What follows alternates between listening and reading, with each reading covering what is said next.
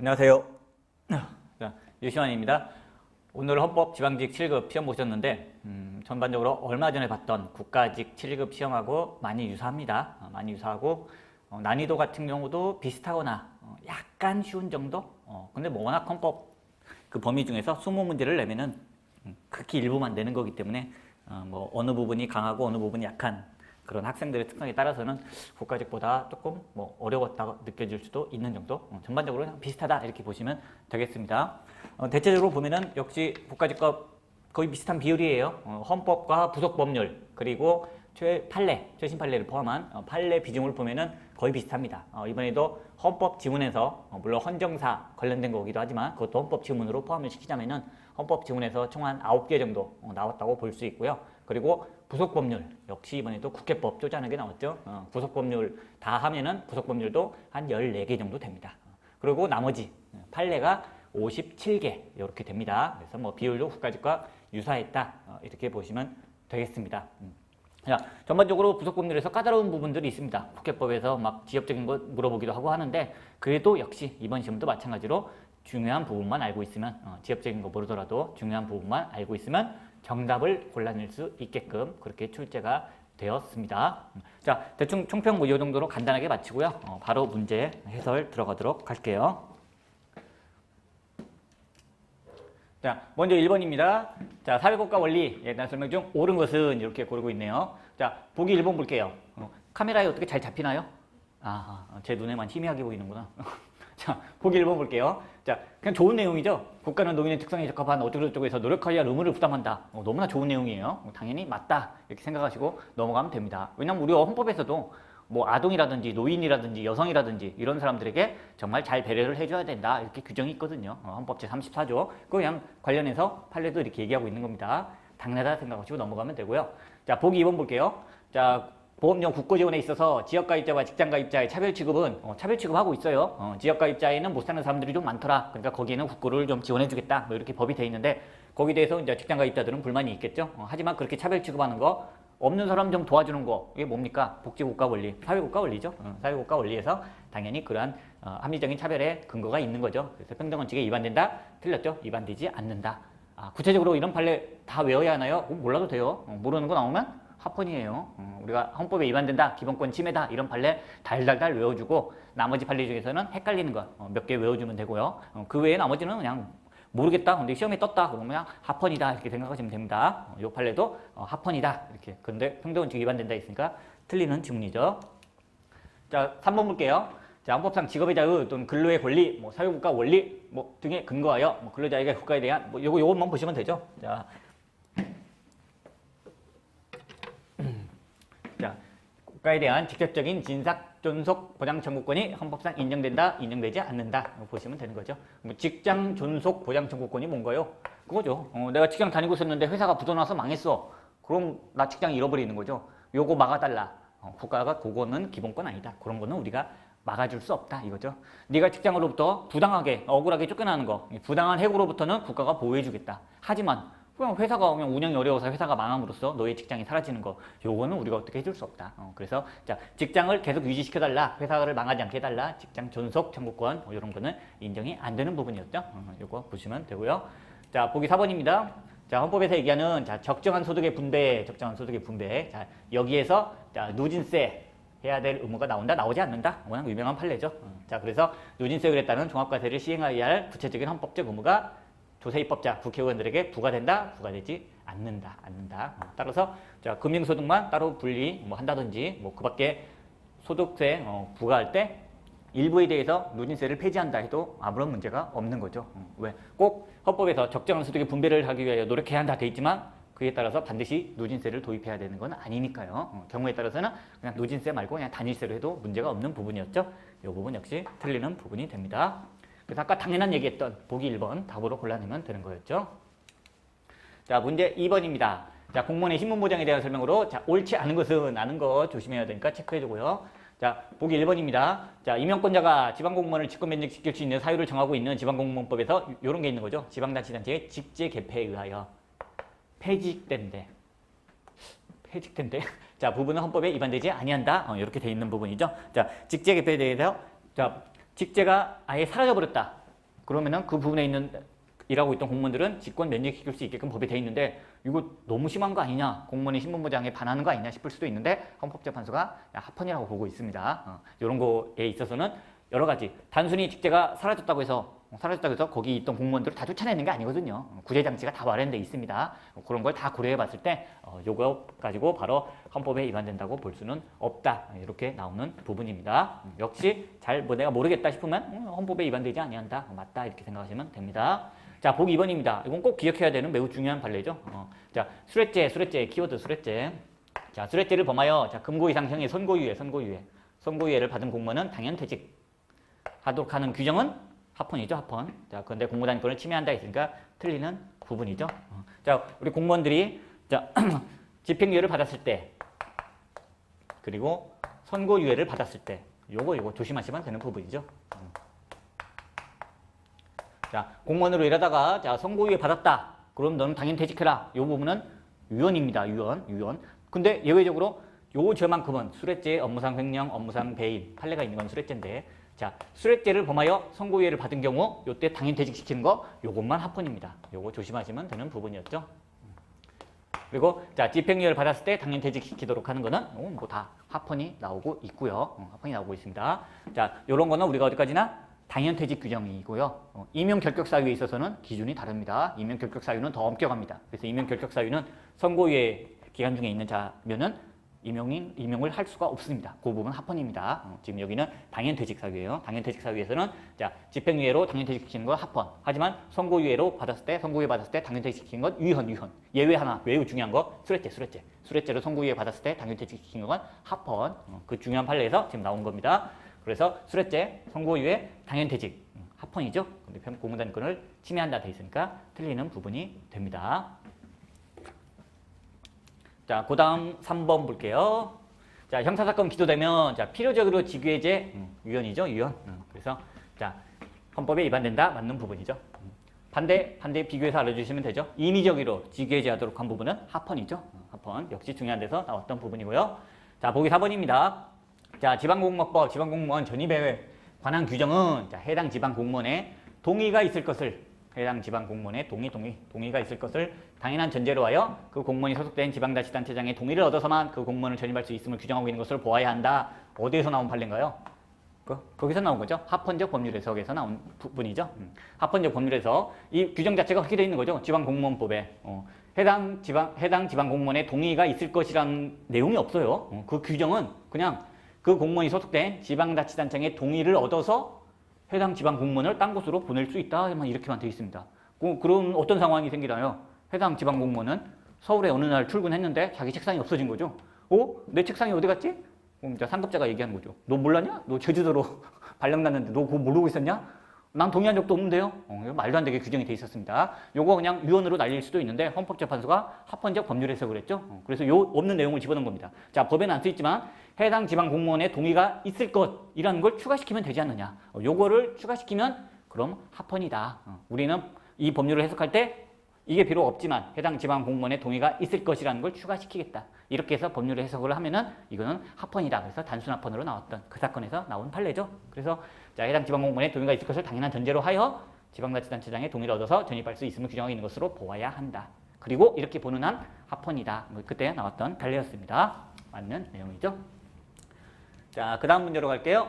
자, 기본권 주체에 대한 설명으로 자, 옳지 않은 것입니다. 역시 옳지 않은 거 동그라미 쳐주시고요. 자, 보기 1번 볼게요. 자, 정당은 구성원과 독립하여 그 자체로서 기본권의 주체가 될 수 있고, 맞죠? 그 조직 자체의 기본권이 직접 침해당하는 경우 자신의 이름으로 헌법소원심판을 청구할 수 있다. 맞죠? 그러다 보니까 헌법소원심판 정당 이름으로 청구하는 경우 많죠. 정당도 분명히 헌법에 의해서 기회균등, 그렇죠? 기회균등을 받습니다. 따라서 왜 우리 정당만 무시하느냐, 이런 부분에 대해서 당연히 헌법소원심판 청구할 수 있고요. 그리고 등록 취소. 자, 최근 4년 동안 국회의원 선거에 참여하지 않았다. 이건 참여했는데 성적이 별로다. 온갖 이유 가지고 자, 등록을 취소시킬 때도 정당이 거기에 대해서 헌법소원심판 청구 가능합니다. 물론 정당에게 인정될 수 있는 기본권에 한해서만 헌법소원심판 청구가 가능합니다. 따라서 미국산 쇠고기 수입에 대해서 우리 정당의 신체 안전의 자유 이런 거 주장하면서 헌법소원심판 청구하면 그거는 각하되죠. 안 되죠. 하지만 자신의 기본권이 침해된다 싶으면 당연히 정당의 이름으로 헌법소원 심판 청구할 수 있죠. 즉 기본권 주체가 될 수 있다는 겁니다. 보기 1번 맞는 거고요. 자, 보기 2번입니다. 자, 헌법 제30조 제4항이 규정하는 자, 교육의 자주성, 대학의 자율성은 대학에 부여될 헌법상 기본권이 대학의 자율권이므로 그렇죠. 대학의 자율권이므로 자, 국립대학도 이러한 대학의 자율권의 주체로서 헌법소원 심판의 청구의 능력이 인정된다. 맞죠? 맞죠? 자, 대학의 자율권은 어느 대학에게만 인정되나요? 사립대학에게만 인정되나요? 아니죠. 국립대학에게도 인정됩니다. 그런데 국립대학은 또 두 종류가 있죠. 하나는 그냥 영조물인 국립대학이 있고요. 또 하나는 일부 특이하게 예전에 이제 지금은 사라졌지만 세무대학이라든지 그리고 지금 현재 서울대학 같은 경우처럼 별도의 법인격을 가지고 있는 경우가 있어요. 영조물이든 공법이든 상관없어요. 국립대학, 대학자만 들어가면 됩니다. 사립대학이고 국립대학이고 가리지 않고 대학자만 들어가면 다 대학의 자율권의 주체가 되는 거예요. 그래서 자, 국립대학도 대학의 자율권의 주체로서 헌법소원 심판의 청구의 능력이 인정된다. 맞는 부분이 됩니다. 그래서 자, 국립대학, 공법인이었던 국립대학, 세무대학이 왜 세무대학 폐지법률을 만드느냐? 이거 뭐 하는 거냐? 여기에 대해서 헌법소원 심판 청구하면 받아주는 겁니다. 왜? 국립대학, 세무대학도 당연히 기본권 주체, 즉 대학의 자율권이라는 기본권의 주체가 되기 때문이죠. 자, 그 다음으로 넘어갈게요. 자, 보기 3번입니다. 자, 자연인으로서 어쩌고저쩌고 하는데 결국 이거 물어보는 거죠. 자, 법인은 인격권의 주체가 될 수 없다. 틀렸죠? 자, 법인은 판례가 그렇게 얘기합니다. 법인은 인간의 존엄과 같이 행복 추구권 이런 거 누릴 수 없다. 이렇게 얘기를 합니다. 하지만 그것과 인간의 존엄과 같이에서 나오는 매우 유사한 인격권은 또 주체가 될 수 있다고 얘기합니다. 논리적으로 갸우뚱하는 부분인데 어쨌든 판례가 일관되게 계속 그렇게 얘기해 오고 있어요. 인간의 존엄과 같이 행복 추구권을 누릴 수 없다. 하지만 법인도 인격권을 누릴 수 있다. 또 한편으로 그렇죠? 사학 운영의 자유 이런 거 일반적 행동 자유권으로서 사립학교 법인도 누릴 수 있다. 뭐 이러면서 행복 추구권에서 나오는 그렇죠? 일반적 행동 자유권을 법인에게도 인정합니다. 어쨌든 우리는 인간의 존엄과 같이 행복 추구권 나오면 법인에게 인정 안 된다. 하지만 뭐 사학 운영의 자유와 같은 일반적 행동 자유권 인정된다. 그리고 인격권도 인정된다. 이거 조심해서 기억하시면 됩니다. 그래서 인격권, 명예권이 대표적이죠. 명예권. 그래서 자, 법인이라 할지라도 그렇죠? 자, 언론사가 기사 잘못 냈다. 뭐 사죄 명령을 해라. 또는 뭐 사과 명령을 해라. 뭐 사과를 해라. 사과문을 발표해라. 뭐 이런 거 나오면은 다 그 법인의 인격권 침해가 되는 겁니다. 구체적으로는 명예권이죠. 명예권에 대한 침해. 자, 그래서 결론 법인은 인격권의 주체가 될 수 있다. 그것만 아시면 곤란할 수 있는 부분입니다. 자, 보기 4번입니다. 자, 헌법상 재산법인인 뭐 방송문화진흥회가 줄여서 방문진이라고 하죠. 방문진. 자, 방문진이 70% 주식을 갖고 있죠. 최다 출자자인 방송사업자는 뭐예요? MBC죠, MBC. MBC의 최대 주주가 방문진이죠. 결국 MBC는 어쩌고 해서 자, 기본권의 주체가 될 수 있다. 맞는 부분이죠. 맞는 부분입니다. 그래서 MBC만 그런가요? KBS도 마찬가지죠. KBS든 MBC든 가리지 않습니다. 우리가 그 부분에서 배우는 부분이죠. 원칙적으로 공법인은 기본권의 주체가 될 수 없다. 왜? 기본권 소지자가 아니라 수범자다. 따라서 국가기관, 뭐 국가, 지방자치단체 이런 애들은 원칙적으로 기본권의 주체가 될 수 없다. 하지만 공법인이나 공법인에 준하는 지위를 가지고 있는데 예외적으로 기본권 주체가 될 수 있는 경우가 있죠. 거기서 MBC도 될 수 있다 해서 나온 부분입니다. 그래서 우리가 사고지로 공부하셨죠? 사고지. 자, 공법인이나 이에 준한다 하더라도 사경제 주체로서 활동하는 경우라든지 또는 국가로부터 독립된 고유한 업무 영역을 담당하고 있다든지 또는 말이 공법인이지 그보다 높은 즉 국가로부터 찍어눌림 당하고 있는 경우 즉 지배 복종 관계에 있는 경우 이런 경우라면 충분히 기본권의 주체가 될 수 있다. 이런 예외 부분에서 관련된 판례였습니다. 자, 그 다음 문제로 넘어갈게요. 자, 4번입니다. 자, 근로자의 자, 기본권에 대한 설명으로 옳지 않은 것은 역시도 옳지 않은 것으로 물어보고 있네요. 자, 옳지 않은 것은 자, 보기 1번입니다. 자, 근로의 권리는 국가에 대하여 근로의 기회를 제공하는 정책을 수립해 줄 것을 요구할 수 있는 권리도 내포한다. 맞죠? 그런데 이 부분 자, 노동조합도 그 주체가 될 수 있다. 뭐 근로의 권리의 주체가 될 수 있다. 틀렸죠? 이 부분 딱히 뭐 논리적으로 확 나뉘는 건 아니에요. 그렇기 때문에 우리가 공부할 때도 조심해서 꼭 기억해 둬야 된다. 이렇게 강조했던 부분입니다. 자, 이쪽에다 쓸게요. 자, 근로의 권리가 있고요. 근로의 권리. 그리고 그 다음에는 자, 근로 3권이 있습니다. 자, 근로 3권도 결국 근로의 권리를 다 보장하기 위해서 만들어진 거죠. 그러다 보니까 이게 인정되면 당연히 이것도 인정되고 이게 인정되면 당연히 이것도 인정될 것 같은데 헌법재판소가 그 주체에 대해서 좀 특이하게 다르게 보고 있는 부분이나 우리가 주의를 해줘야 되는 부분이었습니다. 자, 근로의 권리 근로자가 가지는 거 너무나 당연하죠. 그리고 근로자들이 근로상권을 가진 것도 너무나 당연합니다. 그런데 노동조합은요. 노조가 자 근로상권을 가지는 건 당연한데 노조가 근로의 권리는 가지지 않는다고 판례가 보고 있습니다. 자, 노동조합은 근로의 권리를 가질 수 없다. 근로의 권리는 근로자들만 가진다. 그 판례에서 지금 나온 겁니다. 자, 근로의 권리는 노동조합도 그 주체가 될 수 있다. 틀렸다. 노동조합은 근로의 권리 주체가 될 수 없다. 이 부분 보시면 되고요. 자, 뭐 옳지 않은 거 있으니까 보기 1번 뭐 글로면 되는 거죠. 자, 보기 2번 볼게요. 자, 근로관계 종료전 사기자로 하여금 근로자에게 해고제도를 하도록 하는 것은 해고제도입니다. 자, 어쩌고 하나의 행위로 결국 이 얘기하고 싶은 거죠. 해고에 대한 권리는 근로의 권리의 내용에 포함된다. 자, 이게 예전 판례에서는 자, 근로의 권리의 본질적인 내용하고 관련 없다. 뭐 이런 식으로 마치 해고제도와 근로의 권리와는 관련이 없는 것처럼 예전에 판시했었어요. 그런데 이게 판례가 변경된 거죠. 판례가 변경되면서 그렇지 않다. 해고제도에 관한 권리도 근로의 권리의 내용에 포함된다. 그래서 유형 결정한 사건입니다. 뭘 유형 결정했나요? 6개월 월급 근로자가 자 조금 더 오른쪽으로 가서 쓸게요. 자, 월급 근로자 자 6개월 미만 근무한 경우에는 자, 해고제도를 적용하지 않도록 법에 돼 있었습니다. 자, 이 부분에 대해서 헌법재판소가 유연이다 얘기한 거예요. 자, 왜 월급 근로자로서 6개월 미만이나 6개월 넘은 사람이나 다 똑같이 다 오랜 기간 일할 생각으로 근로를 했던 사람들이라는 거죠. 그러다 보니까 당연히 해고를 시키려면은 한 달 전에 알려줘라. 만약 당장 내일부터 나오지 마 하려면은 한 달치 월급을 미리 줘라. 요거 해고제도를 6개월 미만인 경우에도 적용해야 한다. 그런데 6개월 미만인 경우에는 해고제도를 배제한 거는 헌법에 위반된다. 이 사람의 근로의 권리, 평등권 침해다. 이렇게 나왔던 판례였습니다. 그때 나온 겁니다. 자, 해고에 관한 권리는 근로의 권리 안에 들어간다. 그런데 결국 결론은 근로의 권리 침해다. 이렇게 나왔던 판례입니다. 조심하셔야 될 건 요거랑 최신 판례죠. 최신 판례랑 비교를 해줘야 되죠. 최신 판례는 일용 근로자죠. 자, 일용 근로자로서 자, 3개월 미만인 경우는 해고제도를 역시 적용하지 않도록 하고 있는데 이 부분은 합헌이 나왔죠. 합헌이 나왔습니다. 6개월과 3개월 차이 때문인가요? 아, 그게 아니죠. 월급 근로자냐, 일용 근로자냐의 차이 때문에 이렇게 나온 거죠. 어쨌든 이 판례는 안 나왔고 이 판례도 직접적으로 물어보진 않았지만 자, 이렇게 유언으로 결정되기 전 단계인 부분을 지문으로 냈습니다. 자, 그렇게 해서 보시고요. 자, 그다음 보기 3번으로 넘어갈게요. 자, 연차 유효부휴가는 어쩌고 해서 그거만 보시면 됩니다. 근로권에 해당하므로 당연히 근로권에 해당하죠. 연차 유효부휴가니까. 그래서 자, 근로의 권리의 내용에 포함된다. 이 정도까지만 보시면 됩니다.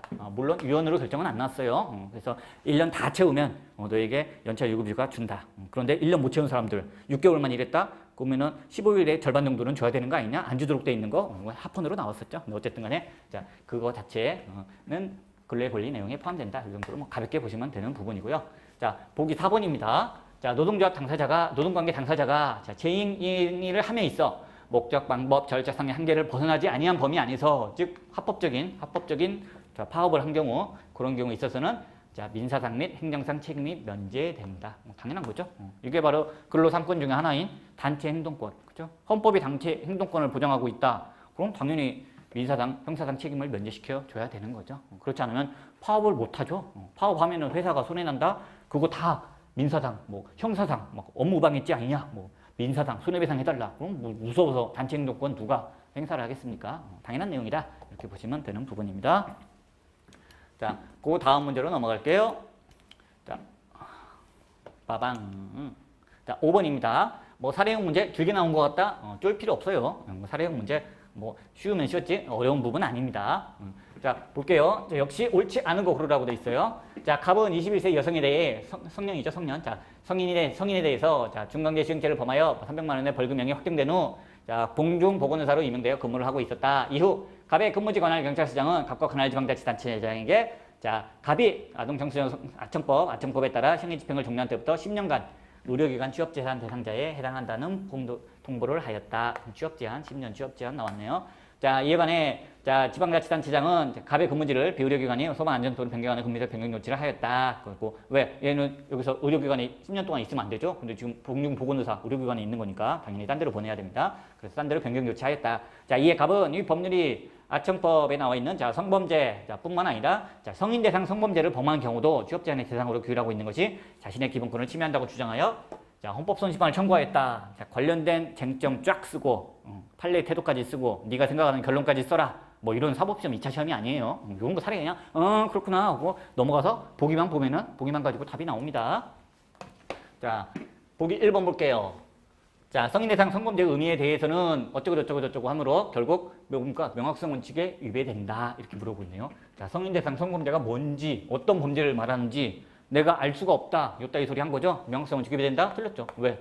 명확성 원칙에 위배되는 건 우리가 달달달 외우지 않았습니까? 명확성 원칙에 위배되지 않는 사례가 훨씬 더 많아요. 요거는 굳이 외울 필요 없죠. 우리가 명확성에 위배된다는 것만 달달달 외우고 나면 나머지 뜨면은 무조건 명확성 원칙에 위배된다? 그럼 틀리는 겁니다. 그렇게 해서 요거 간단하게 넘어가시면 되고요. 자, 보기 2번입니다. 자, 갑에 대한 취업 제한은 자, 형벌이 아니므로 자, 형벌 불소급 원칙이 적용되지 않는다? 맞죠? 자, 갑에 대한 취업 제한. 10년 동안 너 의료기관에 종사하지 마. 자, 취업 제한 이게 형벌인가요? 아니죠. 보완 처분이죠. 보완 처분. 그렇죠? 물론 보완 처분 중에도 예외적으로 형벌 불소급 원칙이 적용되는 경우가 있어요. 그걸 판례는 이렇게 표현하죠. 자, 보완 처분에는 두 가지가 있다. 하나는 형벌적 보완 처분, 또 하나는 비형벌적 보완 처분. 자, 이 중에서 형벌적 보완 처분, 예전에 있었던 이제 사회보호법상의 보호 감호 처분이죠. 자, 이런 경우에는 자, 소급입법이 금지된다. 소급입법 원칙이 적용된다는 거죠. 따라서 소급입법 하면 안 된다. 하지만 비형벌적 보완 처분은 형벌이 아니니까, 비형벌이니까 요거는 형벌 불소급의 원칙이 적용되지 않는다. 그래서 나중에 만든 걸로 적용을 시켜도 문제가 없다. 이렇게 판례가 얘기합니다. 자, 바로 요 10년간 취업 제한 시키는 거, 요거 뭐 교도소에 가두는 거 아니잖아요. 그러니까 비형벌적 보완 처분이죠. 자, 형벌이 아닙니다. 형벌이 아니다. 따라서 형벌 불소급 원칙이 적용되지 않는다. 맞는 부분이죠. 자, 요거 말고도 문제 삼는 거 많죠? 보완 처분 가지고. 뭐, 성범죄 저질렀다가 전자발찌를 차게 생겼다? 그쵸? 전자발찌 차게 생겼다? 뭐, DNA를 채취당하게 생겼다? 나의 신상정보가 등록되게 생겼다? 뭐, 온갖 걸 다 주장하는데, 그런 거 다 형벌 불소급 원칙 적용되지 않습니다. 왜? 비형벌적 보완 처분이니까요. 그 중에 하나인 취업 제한 가지고 지금 보기를 냈습니다. 자, 보기 3번입니다. 자, 갑이 의료기관에 취업될 수 없게 된 것은, 취업할 수 없게 된 것은, 자, 일정한 직업을 선택함에 있어 기본권 주체의, 자, 능력과 자질에 따른 제한이므로, 이른바 주관적 요건에 의한 좁은 의미의 직업 선택의 자유에 대한 제한에 해당한다. 이거 뭔 얘기하고 있는 건가요? 그거 얘기하는 거죠? 직업의 자유에 있어서, 자, 직업의 자유 제한할 때는 1단계, 2단계, 그리고 3단계. 자, 갈수록 요건이 엄격해집니다.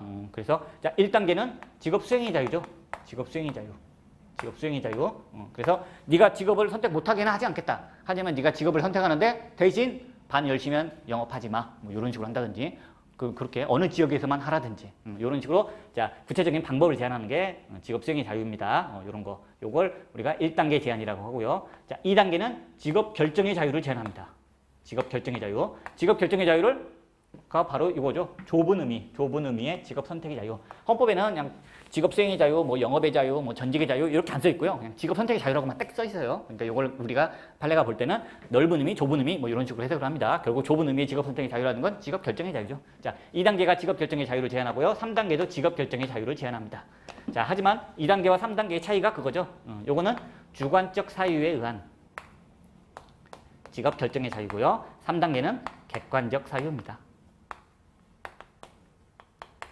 자, 주관적 사유, 능력, 자질, 그쵸? 자, 네가 시험 봐서 합격하면 법무사 자격 주겠다. 시험 봐서 합격하면 뭐 변호사 자격 주겠다. 세무사 자격 주겠다. 요런 거, 그 사람 능력, 자격, 요런 거 가지고 판단하는 겁니다. 그런 걸로 제한하는 거고요. 자, 3단계는 객관적 사유죠. 나는 뭐 아무 잘못한 거 없어. 근데 무조건, 야, 직업 하고 싶어? 경비업 외에 다른 거 하고 싶어? 법인 무조건 새로 만들어. 안 만들면 넌 못해. 이런다든지.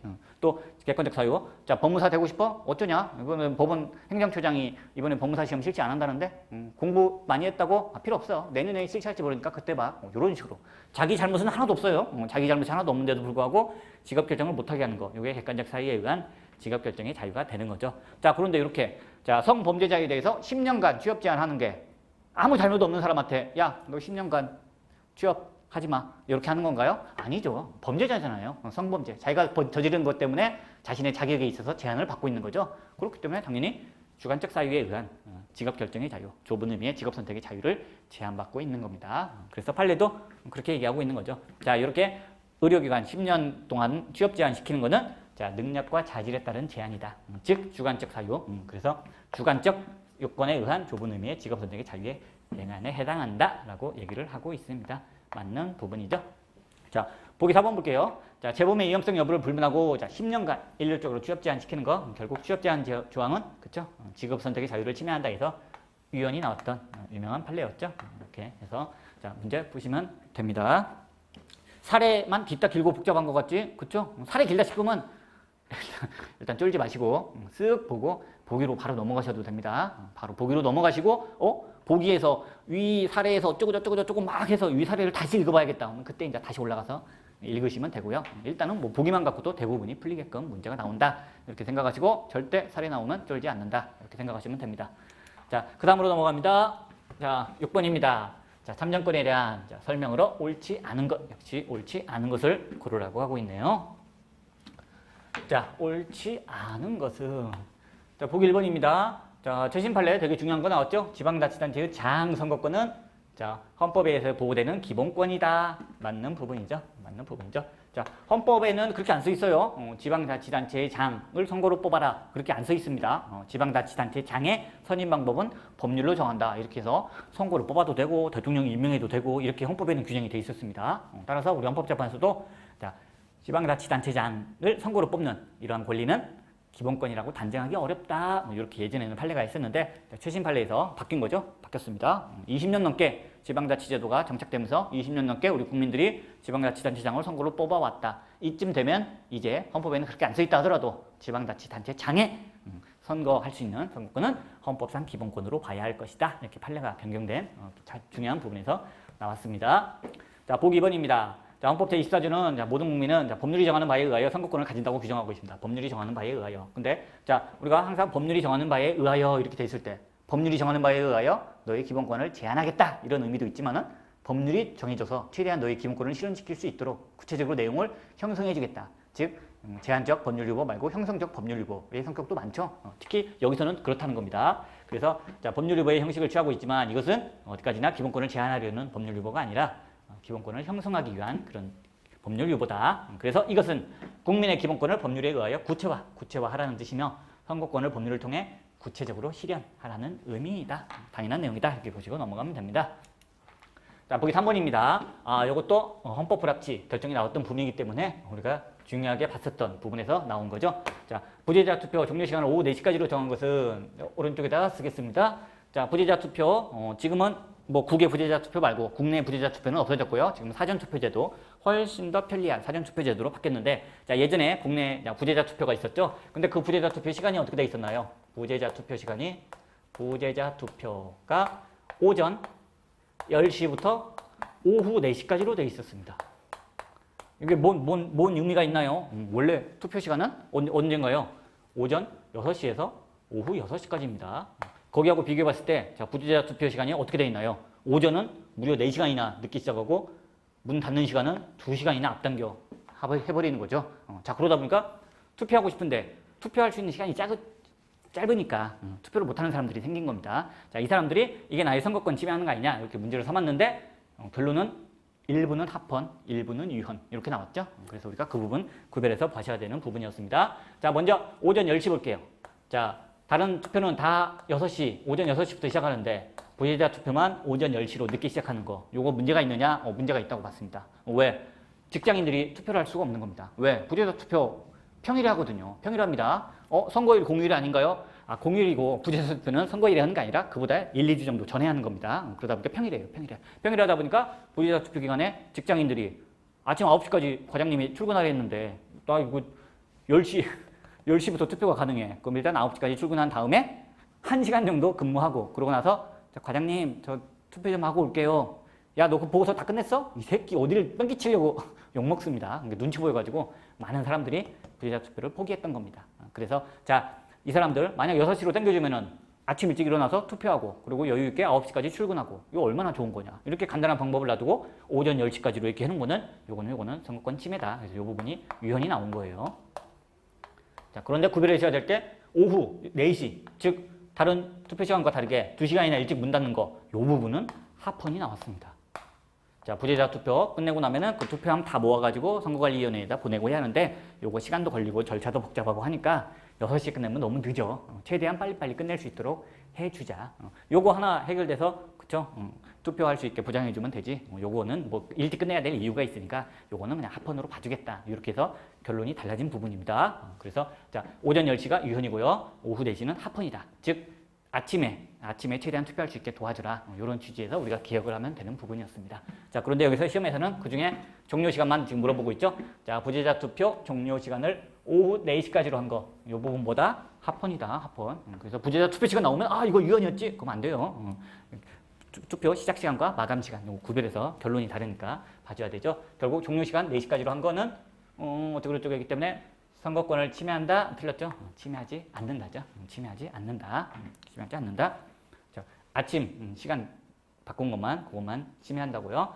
끝내는 시간은 침해하지 않는다. 그거 기억하시면 되는 부분이었습니다. 자, 보기 4번 볼게요. 자, 헌법 제25조 공무단위권 보호의 영역에는 자, 공무원이 특정한 장소에서 근무하는 것 그리고 특정의 보직을 받아 근무하는 것을 포함한다? 포함되지 않는다? 포함되지 않는다가 맞죠? 따라서 자, 내가 공직 취임하고 싶은데 왜 부당하게 나에게 공직 취임의 기회를 배제하느냐 이런 거 보호 영역에 들어가고요. 일단 공무원이 되고 났는데 겨우 선고유예만 받았다고 해서 나를 왜 당연퇴직시키느냐 부당한 신분 박탈 이것도 보호 영역에 들어가고요. 또 하나 내가 지방자치단체장인데 내가 아직 1심 판결만 나왔을 뿐 확정 판결 나지도 않고 구금된 상태도 아닌데 왜 1심 판결 나왔다는 이유만으로 나를 갖다가 직무에서 배제시키고 부단체장이 권한을 대행하게 하느냐 이런 부당한 직무의 정지 이런 것도 다 보호 영역에 들어갑니다. 하지만 이런 건 안 들어가죠. 특정한 장소에서 근무하고 싶다. 특정한 보직을 받고 싶다. 나한테 승진 기회를 더 달라. 이런 것까지는 당연히 보호 영역에 안 되는 부분이었습니다. 그래서 문제 푸시면 됩니다. 이것도 역시 문제가 옳지 않은 것은 이렇게 나오는 부분이었죠. 그래서 보기 1번 맞고 보기 2번도 맞고 보기 3번 틀리고 보기 3번 정답으로 골라내시면 됩니다. 자, 그 다음 7번입니다. 자, 수용자에 대한 설명으로 자, 이번에 옳은 것은 이라고 물어보고 있습니다. 자, 지문 길어요. 지문 길어도 뭐 키워드 중심으로 빨리빨리 찾으시면 됩니다. 이번에 시험지를 보니까 그쵸. 헌법이 3페이지밖에 안 돼요. 행정법은 4페이지인데 그럼 헌법이 이번에 양이 줄었나요? 아니에요. 요즘 시험 추세죠. 양 엄청 길어집니다. 헌법도 4페이지 되는 분량입니다. 그런데 왜 행정법만 4페이지고 헌법은 3페이지인가요? 여러분들이 시험지 줄 간격 보면 압니다. 헌법 보다가 행정법으로 넘어가는 순간 눈이 확 뜨여요. 줄 간격이 되게 넓습니다. 즉 원래 4페이지 분량인데 이것들이 페이지 아끼려고 헌법을 3페이지에다 무리하게 꾸겨 넣은 거예요. 어쨌든 지문 깁니다. 하지만 길덕에서 쫄을 필요는 없죠. 우리가 평소 공부했던 거 중요한 키워드 중심으로 찾아내시면 됩니다. 자, 보기 1번 볼게요. 자, 규정시절 1인당 수용 면적이 자, 수용자의 인간으로서의 기본 욕구에 따른 생활조차 어렵게 할 만큼 지나치게 협소하다. 그러면은 인간의 두려움과 가치를 침해하는 거죠. 인간의 두려움과 가치를 침해하는 것이 아니다 했으니까 틀리는 지문이 됩니다. 뭔가요? 과밀 수용 행위는 인간의 두려움과 가치를 침해한다. 최신 판례였죠. 자, 밑에 보기 2번입니다. 자, 유치인들이 경찰서 유치장에 수용되어 있는 동안에 자, 차폐 시설이 불충분한 화장실 강제 사용한 거죠. 자, 이런 화장실을 사용하도록 한 거. 자, 차폐 시설이 불충분한 화장실을 사용하도록 한 거. 요거 당연히 헌법에 위반되죠. 뭐 인격권 침해죠. 근데 여기 인격권 침해하는 것이 아니다 했으니까 틀리는 부분입니다. 그쵸? 그래서 뭐 보기 1번 지지지 길다 하더라도 과밀 수용행위 보기 2번 차폐 시설이 불충분한 화장실 강제 사용 이렇게 해서 빨리빨리 넘어가시면 됩니다. 자, 보기 3번 볼게요.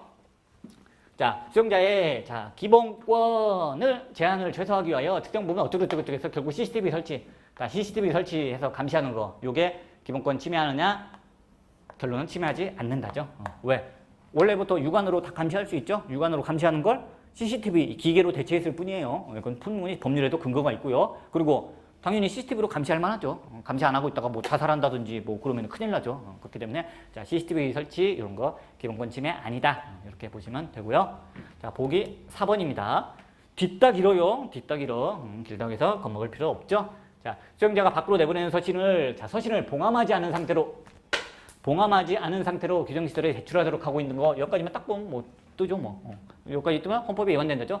자, 그런데 수용자의 정부인의 통신 비밀의 자유를 침해하는 것이다. 맞는 부분이죠. 맞죠?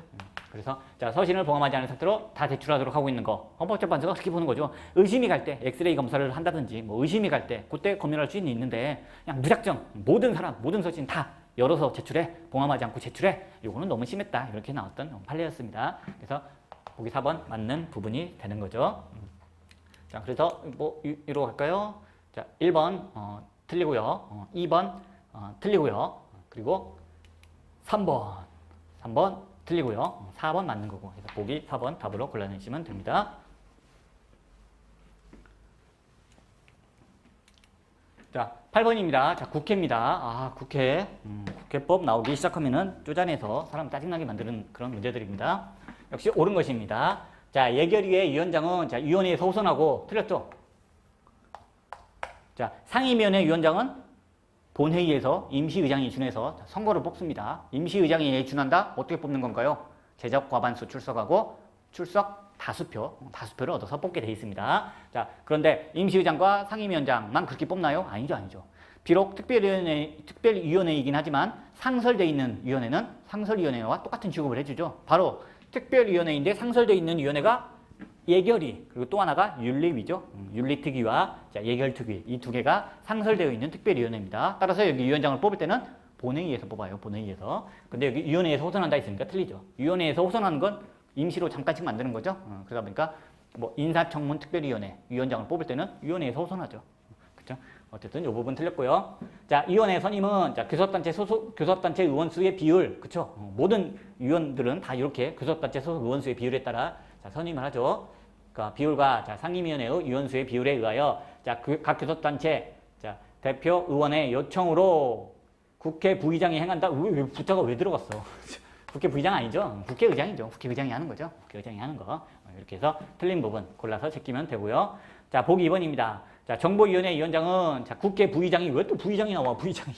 그죠? 국회의장이죠. 정보위원회 위원은 자, 국회 부의장이 자, 거기서 교섭단체 대표로부터 당의 교섭단체 소속 의원 중에서 후보를 추천받아 임명한다.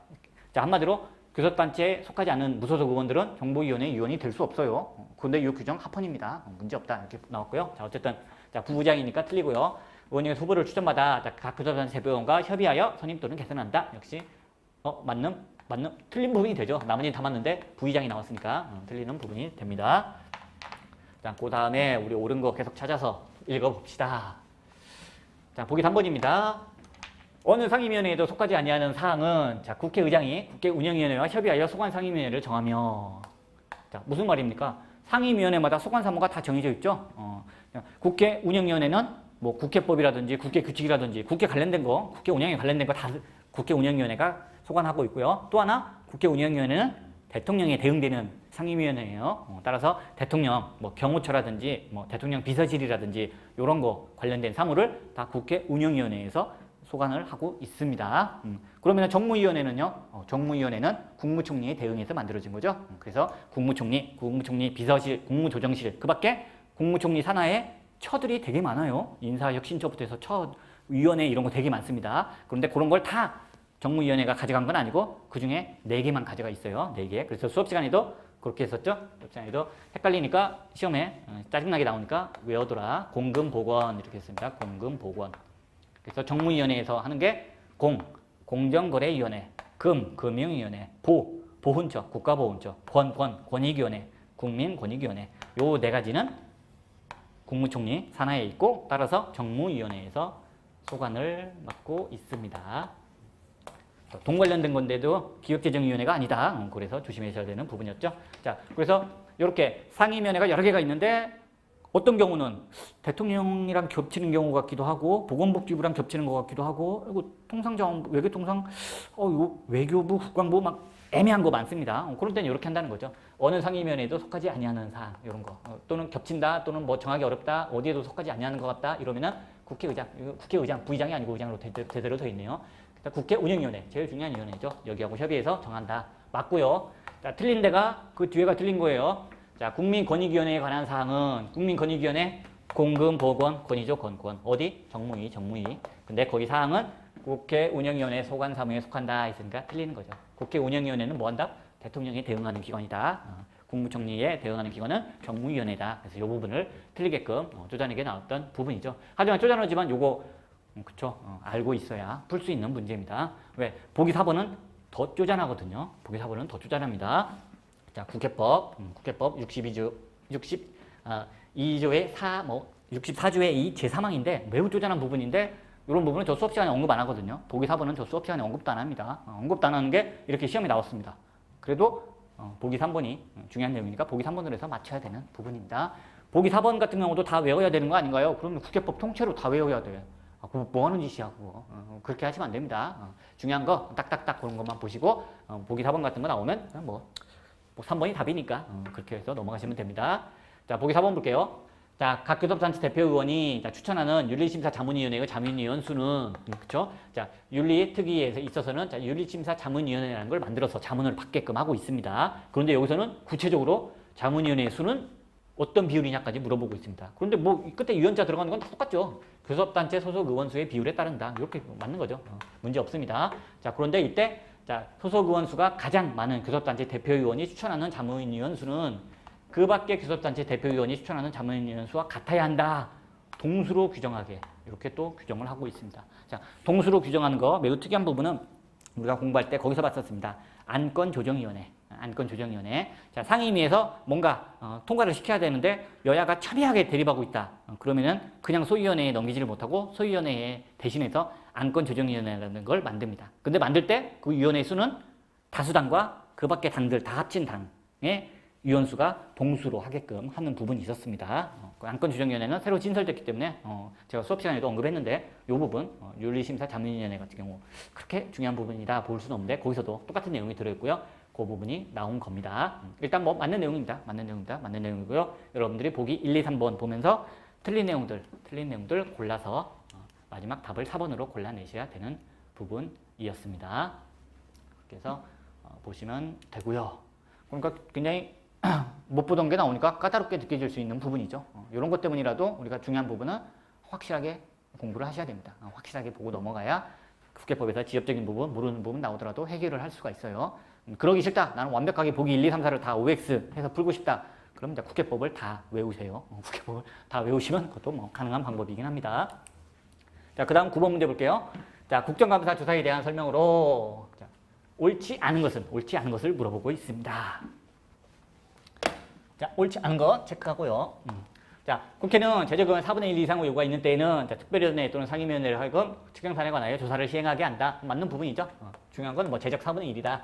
요거 보시면 되는 부분이고요. 자, 보기 2번입니다. 국정감사 제도는 재헌헌법에 규정되었다가 1972년 헌법에서 폐지되었다. 맞죠? 자, 국정감사, 국정조사 연역은 시험에 자주 나오는 부분이에요. 자, 여기 오른쪽에다가 쓸게요.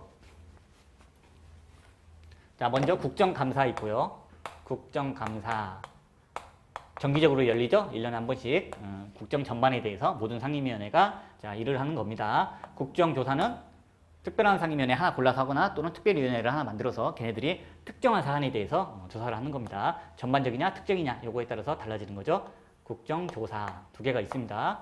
자, 연역 보면은 국정감사는 언제부터 있었나요? 재헌 첫 번째 최초의 헌법 1948년 헌법 때부터 쭉 있어 왔습니다. 그때부터 쭉 있어 왔어요. 이때 규정이 되었고요. 나머지 계속 쭉 규정이 되었습니다. 언제 사라졌나요? 이미지 생각하시면 됩니다. 아주 강력한 독재자. 그렇죠? 자, 40헌법. 자, 7차 개헌 때. 7차 개헌 때 이때 삭제가 됩니다. 그리고 박정희 못지않게 대머리 약간 전두환 그놈도 완전 쓰레기였죠. 자, 8차 때도 역시 삭제가 되었습니다. 그리고 현행헌법 9차 때 와서 이제 다시 부활을 한 거죠. 그러면 국정조사는요? 역시 1948년 헌법 때부터 규정이 되어 있었나요? 아니죠. 국정조사는 국회에 뭐 너무나 당연한 권한이기 때문에 굳이 헌법에 안 넣고 그냥 국회가 그냥 알아서 행사를 하고 있던 거였습니다. 이게 원래 규정이 당연히 없었어요. 없었는데 8차 때 가서 전두환이 야, 나는 박정희와는 다르다. 나는 국회를 존중하는 사람이다. 내가 그걸 보여주기 위해서 요거 하나 집어넣어 주겠다 해서 요때 갑자기 규정을 합니다. 규정할 필요가 없는 건데 왜? 원래부터 규정 안 해도 당연히 국회 거라서 원래 하던 건데 갑자기 전두환이 생각내면서 8차 개헌에서 요거 하나 집어넣어줬습니다. 국정조사를. 자, 그런데 현행헌법에서 국정감사 없어진 거 부활시키면서 국정조사 일단 만들어 놓은 건데 요거 없애면 좀 이상하죠? 국정조사권 부인하는 것 같죠? 그래서 요걸 그냥 그대로 가져왔습니다. 그래서 시험지에 종종 나오는 게 그거죠. 자, 국정감사와 국정조사가 둘 다 없었던 때가 있었다. 언제냐? 언제긴요? 7차 개헌 때죠. 이때는 둘 다 없었죠. 둘 다 없었을 때입니다. 자, 그러면은 우리 헌법에서 특이하게 둘 다 헌법에 규정된 적도 있었다. 그때가 언제냐? 현행헌법이죠. 자, 현행헌법은 둘 다 규정되어 있죠. 그 이유가 그것 때문이죠. 국정감사는 처음부터 쭉 있었는데 자, 7차, 8차 때만 없어졌다가 다시 생겼다. 그리고 국정조사는 당연한 거라서 규정을 안 했는데 대머리가 전단이 생색내면서 하나 규정해 놔서 지금까지 이어져 오고 있다. 이런 것 때문에 둘 다 없던 시기, 둘 다 있는 시기 이렇게 특이한 시기가 나오게 되는 겁니다. 자, 보기 볼게요. 자, 보기 2번입니다. 자, 국정감사제도는 재헌헌법에 규정되었다가 1970년 헌법 7차 개헌에서 폐지되었다. 맞죠? 자, 1980년 헌법에서 다시 도입되었다. 여기가 틀린 거죠. 1980년 헌법이 아니라 1987년 헌법.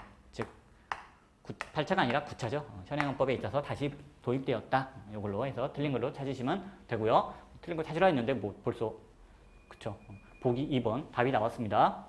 자, 보기 3번입니다. 자, 조사위원회 위원장이 막 사고가 있거나 직무를 수행하기 거부했던 기표하여 뭐 활동하기 어려운 때에는 자, 위원장이 소속되지 아니하는 교섭단체 소속의 간사 중에서 소속 원수가 가장 많은 위원장의 직무를 대행한다. 아, 국정조사 관련해서 이것까지 다 외워야 되나요? 아, 중요한 거 연역 알면은 답 나옵니다. 요거 몰랐다 해서 너무 겁먹을 필요 없어요. 자, 보기 4번입니다. 본회의는 의결로서 조사위원회의 활동기간을 연장할 수 있다. 맞죠? 요건 아셔야 되죠. 연장만 할 수 있는 게 아니라 단축도 할 수 있어요. 조사 활동이 이미 다 끝났네. 그러면은 원래 30일간 조사기간 의결했다가 다시 의결로 그냥 20일 만에 다 끝났어? 그러면 줄일 수도 있습니다. 연장, 단축 다 가능하다. 이렇게 보시면 되겠습니다. 틀린 거 헌정서만 알면 풀게끔 나와 있죠. 자, 그 다음에 10번 문제 볼게요. 자, 헌법재판입니다. 자, 헌법재판에 대한 설명으로 옳지 않은 것 고르라고 되어 있어요. 자, 옳지 않은 것은 보기 1번입니다. 헌법재판소가 국선 대리인을 선정하지 아니한다는 결정을 한 때에는 자, 지체 없이 그 사실을 신청인에게 통지하여야 하며 자, 이 경우 신청인이 국선 대리인 선임 신청을 한 날부터 통지를 받은 날까지의 기간은 헌법소원 심판 청구기한에 산입하지 아니한다. 헌법재판소법에 들어있는 부속법률을 냈습니다. 그런데 요거 평소 공부할 때 굳이 그렇게까지 뭐 볼 그런 조문은 아니에요. 모르셔도 됩니다. 당연한 얘기들 써 있어요. 자, 국선 대리인 신청하죠. 헌법소원 심판하려면 변호사 강제주의 때문에 변호사가 반드시 있어야 됩니다. 그래서 자, 변호사를 헌법재판소에게 붙여달라 이렇게 국선 대리인 신청하면은 받아줄 수도 있고, 아 이거 엉뚱하게 왜 이따구로 신청했지 하면은 자, 선정하지 아니한다는 결정을 할 수도 있어요. 하지만 선정하지 아니하면 당연히 그거 알려줘야겠죠. 그래서 당연히 지체 없이 그 사실을 신청인에게 통지하여야 하며 당연한 내용이 들어있고요. 그리고 요 신청하고 자, 우리 못 받아주겠는데요. 까지 3달이 걸렸다. 그러고 나서 나중에 너 기본권 침해 사실 안 날로부터 90일 지났으니까 너 헌법소원 심판 청구 선고기간 지나서 각하할 거야. 말도 안 되는 일이죠. 그러니까 당연히 자, 신청한 때부터 그 거부하는 통지 받을 때까지 기간은 당연히 선고기간에 산입하지 아니하여야겠죠. 너무나 당연한 내용이다. 이렇게 보시면 됩니다. 자, 보기 2번입니다. 부진정 입법 부작위를 대상으로 하여 헌법소원을 제기하려면 자, 결함이 있는 당의 입법 규정 자체를 그 대상으로 하여 그 헌법 위반을 내세워 적극적인 헌법소원을 제기하여야 한다. 중요한 부분이죠. 자, 진정 입법 부작위는 다툴 수 있는 게 수단이 오로지 헌법소원밖에 없습니다. 그래서 진정 입법 부작위에 대해서는 왜 나를 위해서 국가가 법을 만들어줘야 되는 헌법상 의무가 있는데도 왜 나를 위한 법을 만들지 않느냐. 이렇게 진정 입법 부작위를 다투면은 헌법재판소가 부작위가 공권력의 불행사에 해당하죠. 그래서 헌법소원 심판을 받아줍니다. 그런데 부진정 입법 부작위는 달라요. 부진정 입법 부작위는 나를 위해서 만들어야 되는데 지금 부진정 입법 부작위 됐다. 이걸 갖고 다투면 안 받아줍니다. 대신 뭘 받아주나요?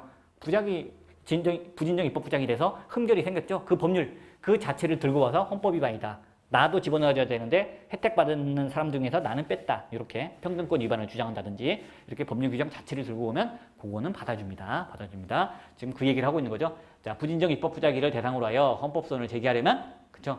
부작위가 위헌이다. 이걸 주장하면 안 받아주지만 그 입법 규정 그 자체를 대상으로 하여 이게 헌법 위반이다 라고 얘기하면은 그거 받아준다. 그 얘기를 지금 하고 있는 겁니다. 자, 보기 3번입니다. 헌법소원 심판에서 사전심사를 담당하는 지정재판부는 자, 사전심사 언제 하나요? 오로지 헌법소원 심판에서만 합니다. 나머지 뭐 탄핵, 뭐 정당해산, 유형법률 심판 이런 거 안 해요. 어디까지나 헌법소원 심판에서만 사전심사를 담당하는 지정재판부가 활동을 합니다.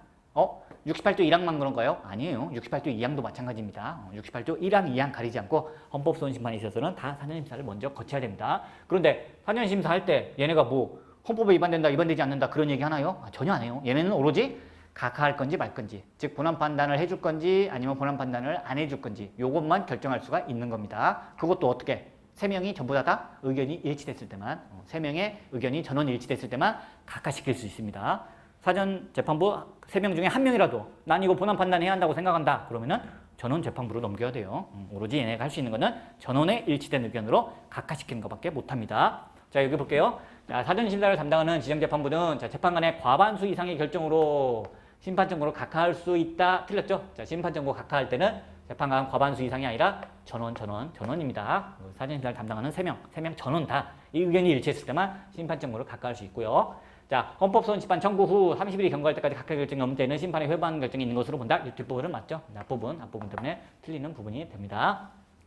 보기 4번 볼게요. 자, 당해 사건에서 법원으로 하여금 위헌법률 심판을 제청하도록 신청을 한 사람은 위헌법률 심판 사건의 당사자가 아니다. 별로 그렇게 중요한 조문도 아니에요.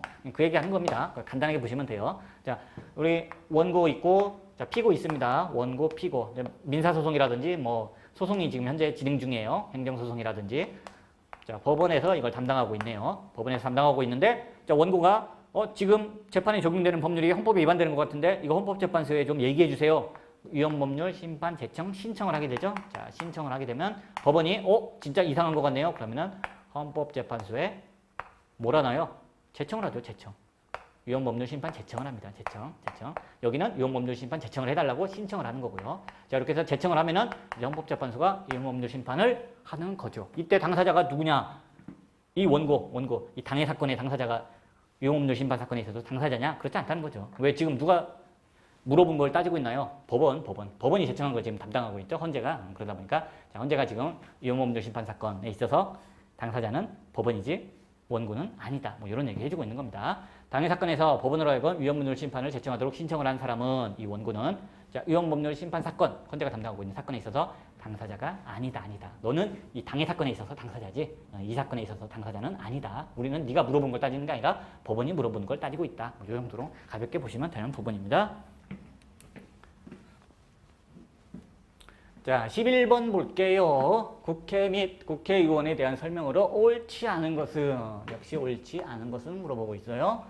보기 1번입니다. 중요한 부분이죠. 정부가 예산 또는 기금상의 조치를 수반하는 의안을 제출하는 경우에는 자, 추계해서 그리고 또 하나 필요하죠. 재원 조달 방안. 이 두 개 관한 자료를 의안에 첨부하여야 한다. 맞는 부분입니다. 시험에서 종종 나오죠. 정부 대신 국회의원 10인 이상, 국회의원이나 또는 위원회, 국회의원회로 바꾸게 되면은 추계에서만 필요하고 재원 조달 방안은 안 내도 됩니다. 근데 여기는 지금 정부로 돼 있죠? 둘 다 내야 된다. 맞는 부분이 되는 겁니다.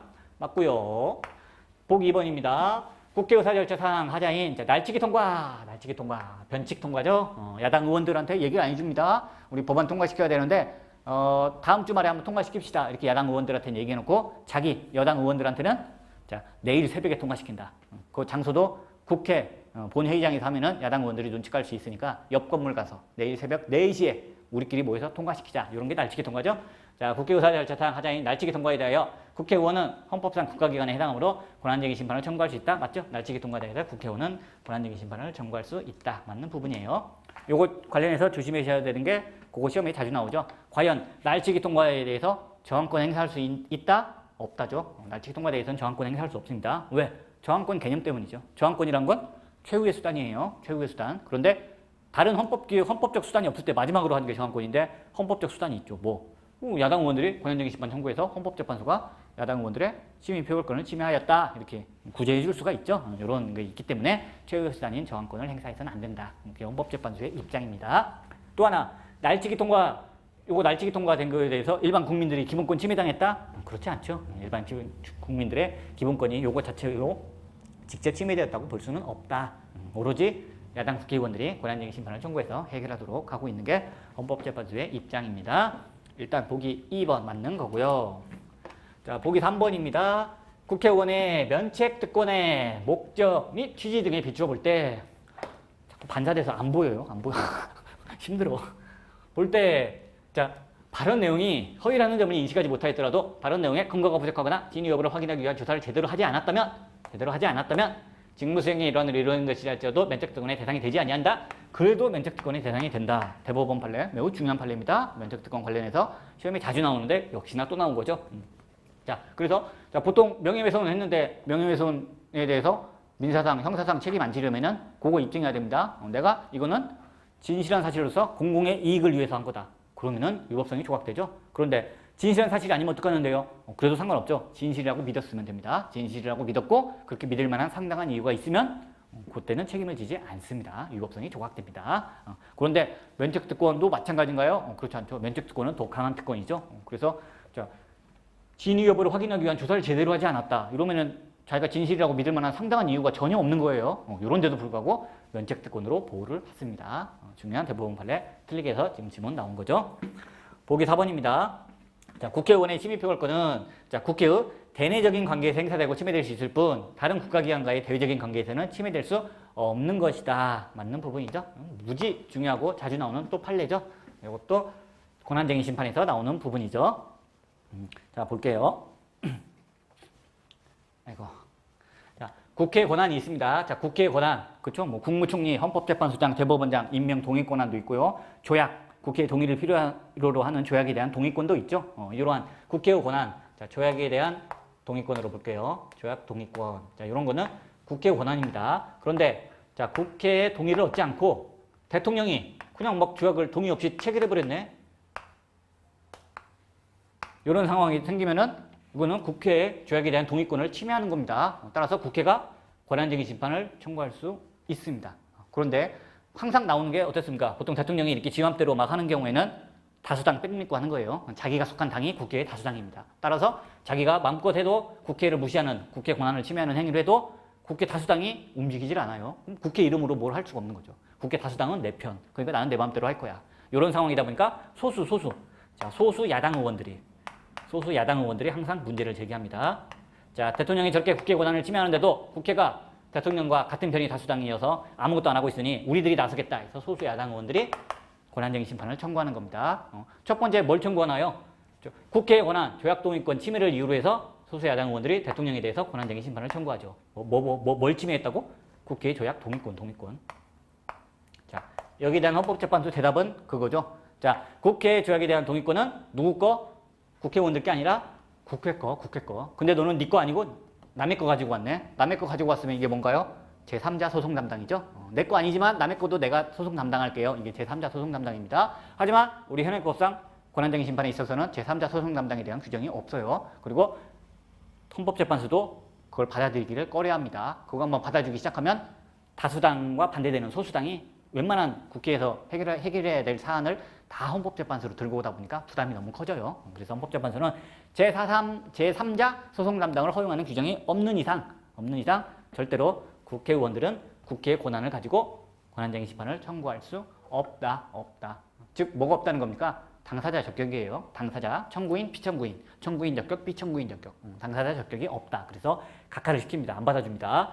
자, 그러면 이번엔 소수 야당 의원들이 그래, 국회 동의권을 우리가 갖고 올라갔더니 그렇게 각하시킨다 이거지. 그렇다면 우리가 가지고 있는 거, 뭐 조약안에 대한 심의하고 표결할 수 있죠. 또는 법률안에 대한 것도 마찬가지고요. 이런 조약안에 대한 심의 표결권. 요거 침해한 거 아니냐, 대통령이. 요거 가지고 올라갑니다. 요거 가지고 올라가면 역시 또 각하가 됩니다. 이때 각하될 때 나오는 게 보기 4번입니다. 보기 4번.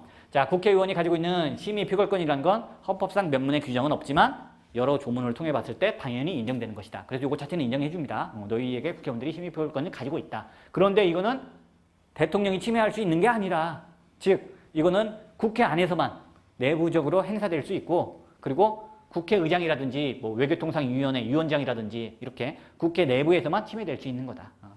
국회의원의 심의표결권은 국회 안에서만 행사되고 국회 내부에서만 침해될 수 있는 거기 때문에 국회 외부로는 행사할 수도 없고 외부로부터 침해당할 수도 없다. 즉 대통령이 자, 국회 무시하고 조약을 동의했다, 뭐 이렇게 한다 하더라도 조약의 동의를 받지 않고 조약에 대해 체결 비준을 하였다 하더라도 심의표결권을 침해할 수가 없다. 요거는 적법 요건 중에서 그거죠. 권한쟁의 심판 중에서 당사자 적격도 있어야 되지만은 권한 침해 가능성이 있어야 되죠. 권한이 침해되었거나 권한이 침해될 가능성이 있어야 그래야 비로소 본안 판단해 줍니다. 그런데 권한이 침해될 가능성 자체가 없는 거죠. 왜? 심의표결권은 국회 안에서만 행사되고 침해될 수 있을 뿐 대통령, 국회 외부로부터는 아예 침해될 가능성이 없다니까. 그러니까 요거 침해당했다 주장하면 요거는 대통령으로부터 침해될 가능성 자체가 없다. 침해 가능성이 없어서 역시 각하입니다. 자, 국회 걸 들고 가면 당사자 적격이 없어서 각하. 자기 걸 들고 가면 네 거 맞긴 맞는데 당사자 적격은 있다. 하지만 권한 침해 가능성이 없어서 각하. 그래서 각하되는 부분입니다. 그중에서 하나, 보기 4번 나온 거죠. 자, 국회의원의 심의표결권은 국회의 대내적인 관계에서만 행사되고 침해될 수 있을 뿐 다른 국가기관과의 대외적인 관계에서는 침해될 수 없는 것이다. 따라서 침해될 가능성이 없으므로 각하하겠다. 그래서 본안 판단 안 해준 사안입니다. 자, 대외적인 관계이기 때문에 대통령뿐 아니라 비슷한 판례, 장관도 있었죠. 행정안전부 장관도 마찬가지입니다.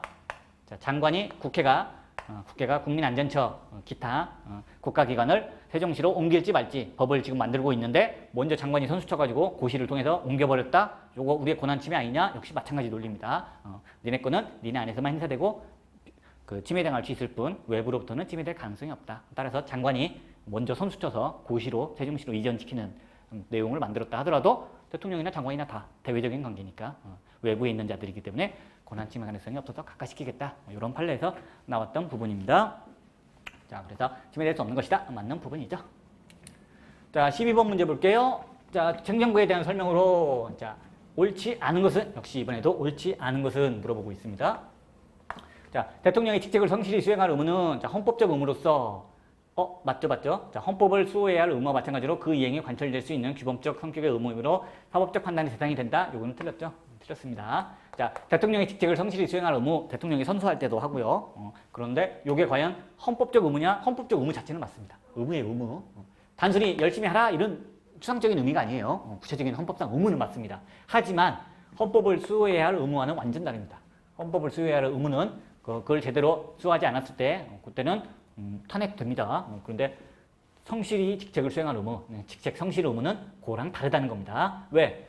그 이행이 관철될 수 있는 규범적 성격의 의무가 아니다 이렇게 보고 있거든요. 그렇죠?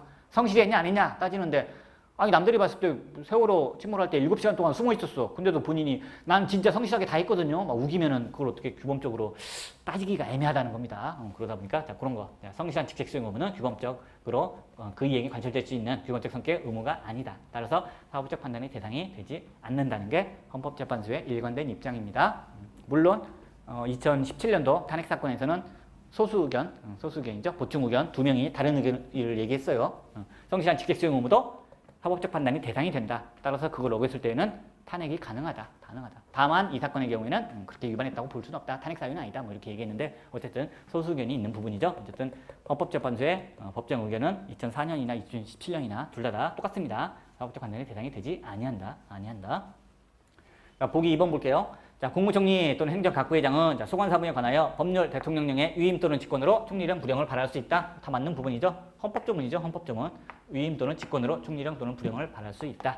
이렇게 되어 있습니다. 위임명령, 직권명령이 곧 집행명령이죠. 집행명령 발할 수 있다. 시험에서 자주 나오고 조심하셔야 될 부분은 그거죠. 행정각부회장을 뭘로 바꿔놓습니까?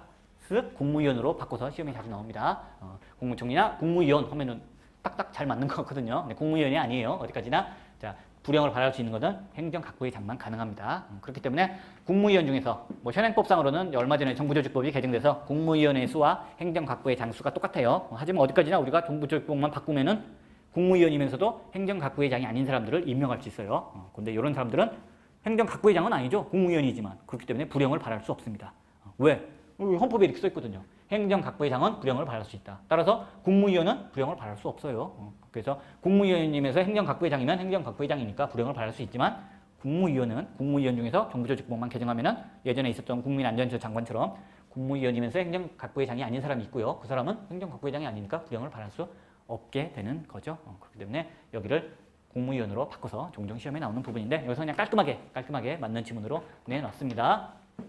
자, 보기 3번 볼게요. 자, 국무회의는 대통령, 국무총리 15인, 30인 이하의 국무위원으로 구성한다. 맞는 부분이에요. 여기도 시험에 종종 나오면은 갑자기 대통령을 빼버린다든지 대통령하고 갑자기 국무총리를 싹 뺀다든지 이런 식으로 얍삽하게 됩니다. 또는 15인을 뭐 20인으로 바꾼다든지 이런 식으로 우리는 15인 이상, 30인 이하 확실히 봐주시면 되고요. 맞는 지문입니다. 보기 4번 볼게요.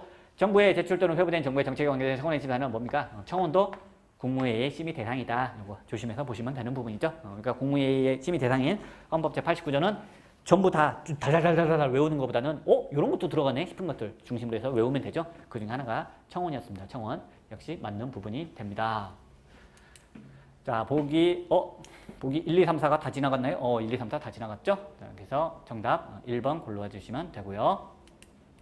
문제 13번입니다. 정당 예산 심판에 대한 설명으로 역시 옳지 않은 것은 이렇게 물어보고 있습니다. 옳지 않은 것은 표시해 두고요. 보기 1번 헌법재판소 정당 예산 결정이 있는 경우 자, 그 소속 국회의원은 당선 방식을 불문하고 모두 상실된다. 맞죠? 지역구 비례대표 달리 봐야 하는 거 아닌가요? 아닙니다. 가리지 않고 다 상실시킵니다. 자, 여기서 또 조심하셔야 될 게 상실시킨다는 규정이 우리 헌법에 있나요? 없어요. 없습니다. 제3공화국 헌법에는 있지만 현행헌법에는 그런 거 없어요. 그러면은 정당법에 들어있나요? 헌법재판소법에 들어있나요? 어디에도 없습니다. 자, 정당이 해산됐을 때 소속 국회의원이 그 원직을 상실한다는 규정은 오로지 판례. 헌법재판소가 만들어낸 판례에 의한 거다. 그거 조심하시면 되는 부분이었죠. 자, 맞는 부분이고요. 보기 2번 봅니다. 헌재법에 특별한 규정이 없는 경우에는 자, 준용조항에 따라 자, 정당해산 심판의 성질에 반하지 아니하는 한도에서 민사소송에 관한 법령이 준용된다. 맞는 부분입니다. 뭘 물어보고 있나요? 그거죠. 정당해산, 이렇게 무시무시한 정당해산을 시킨다 싶으면은 엄격한 형사소송에 관한 법령을 준용해야 되는 거 아니냐. 근데 왜 민사소송에 관한 법령을 준용하느냐? 법에 그렇게 돼 있는데 뭐. 그럼 그 법 위헌 아니냐? 아니, 합헌. 이게 결론이었죠? 문제 없습니다. 그래서 여기 지우고 여기다 쓸게요. 자, 우리 헌법재판소가 자, 위헌법률 심판 담당하고요. 위헌법률 심판. 그리고 탄핵 심판 담당하고요. 정당해산 심판. 그리고 권한쟁의 심판. 그리고 헌법소원 심판. 이걸 담당하고 있습니다. 담당하고 있는데 뭐 헌법재판소법에서 그렇게 돼 있어요. 각각 헌법재판소법에서 구체적으로 다 규정을 안 해놨기 때문에 부족한 부분이 있다. 부족한 부분이 있으면 그건 뭘 준용하겠다? 통틀어서 민사소송에 관한 법령을 준용하겠다. 이렇게 얘기를 해주고 있습니다. 자, 그런데 여기에 덧붙여서 탄핵 심판은 매우 중요한 부분이고 형사재판과 뭐 같다고 볼 수는 없지만 약간 비슷하다 이렇게 봐서 여기만큼은 자, 형사소송에 관한 법령을 또 준용을 같이 하고 있습니다. 그리고 자, 권한쟁의 심판과 헌법소원 심판 요 두 가지의 경우에 있어서는 행정소송과 유사하다라고 봐서 행정소송법을 준용하고 있습니다. 아니 민소법이 다 준용된다면서 탄핵심판에 있어서 형소법, 민소법이 부딪히면 어떻게 되나요?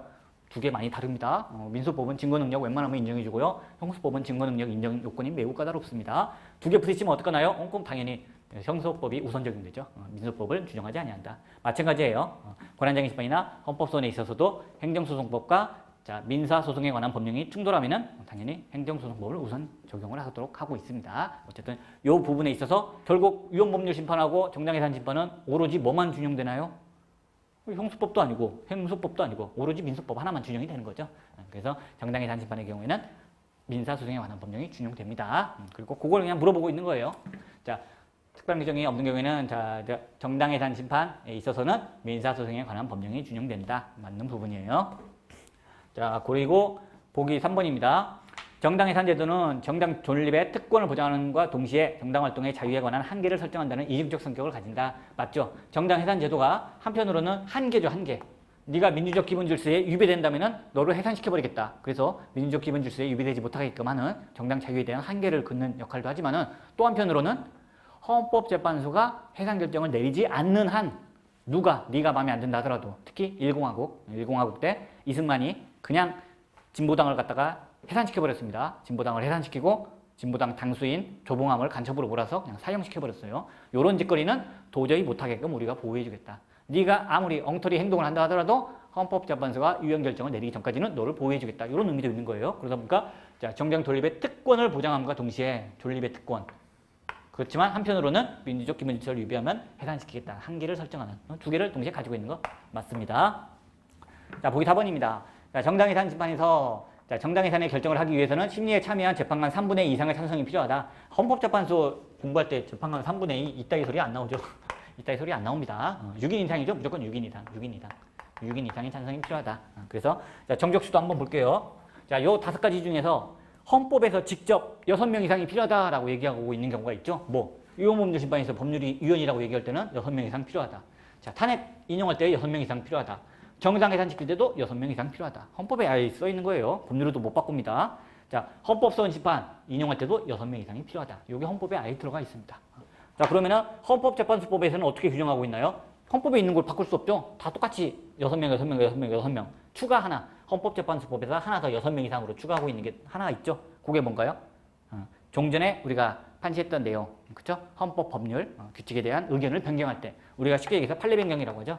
자, 요때 판례 변경에 있어서는 6인 이상이 필요하다. 이걸 법률에서 헌재법에서 추가해주고 있습니다.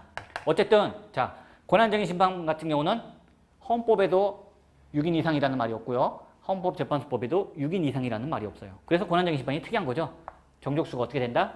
일반 정족수죠. 헌법재판소 일반 정족수. 그러니까 7인 이상이 출석해서 종국심리에 관여한 재판관 과반수의 결정으로 권한쟁의 심판은 결정이 내려집니다. 따라서 권한쟁의 심판에서 권한을 침해하였다 이렇게 나올 때 6명 이상이 필요하다? 아니요. 5명만 가지고도 그런 결정이 많이 나오고 있습니다.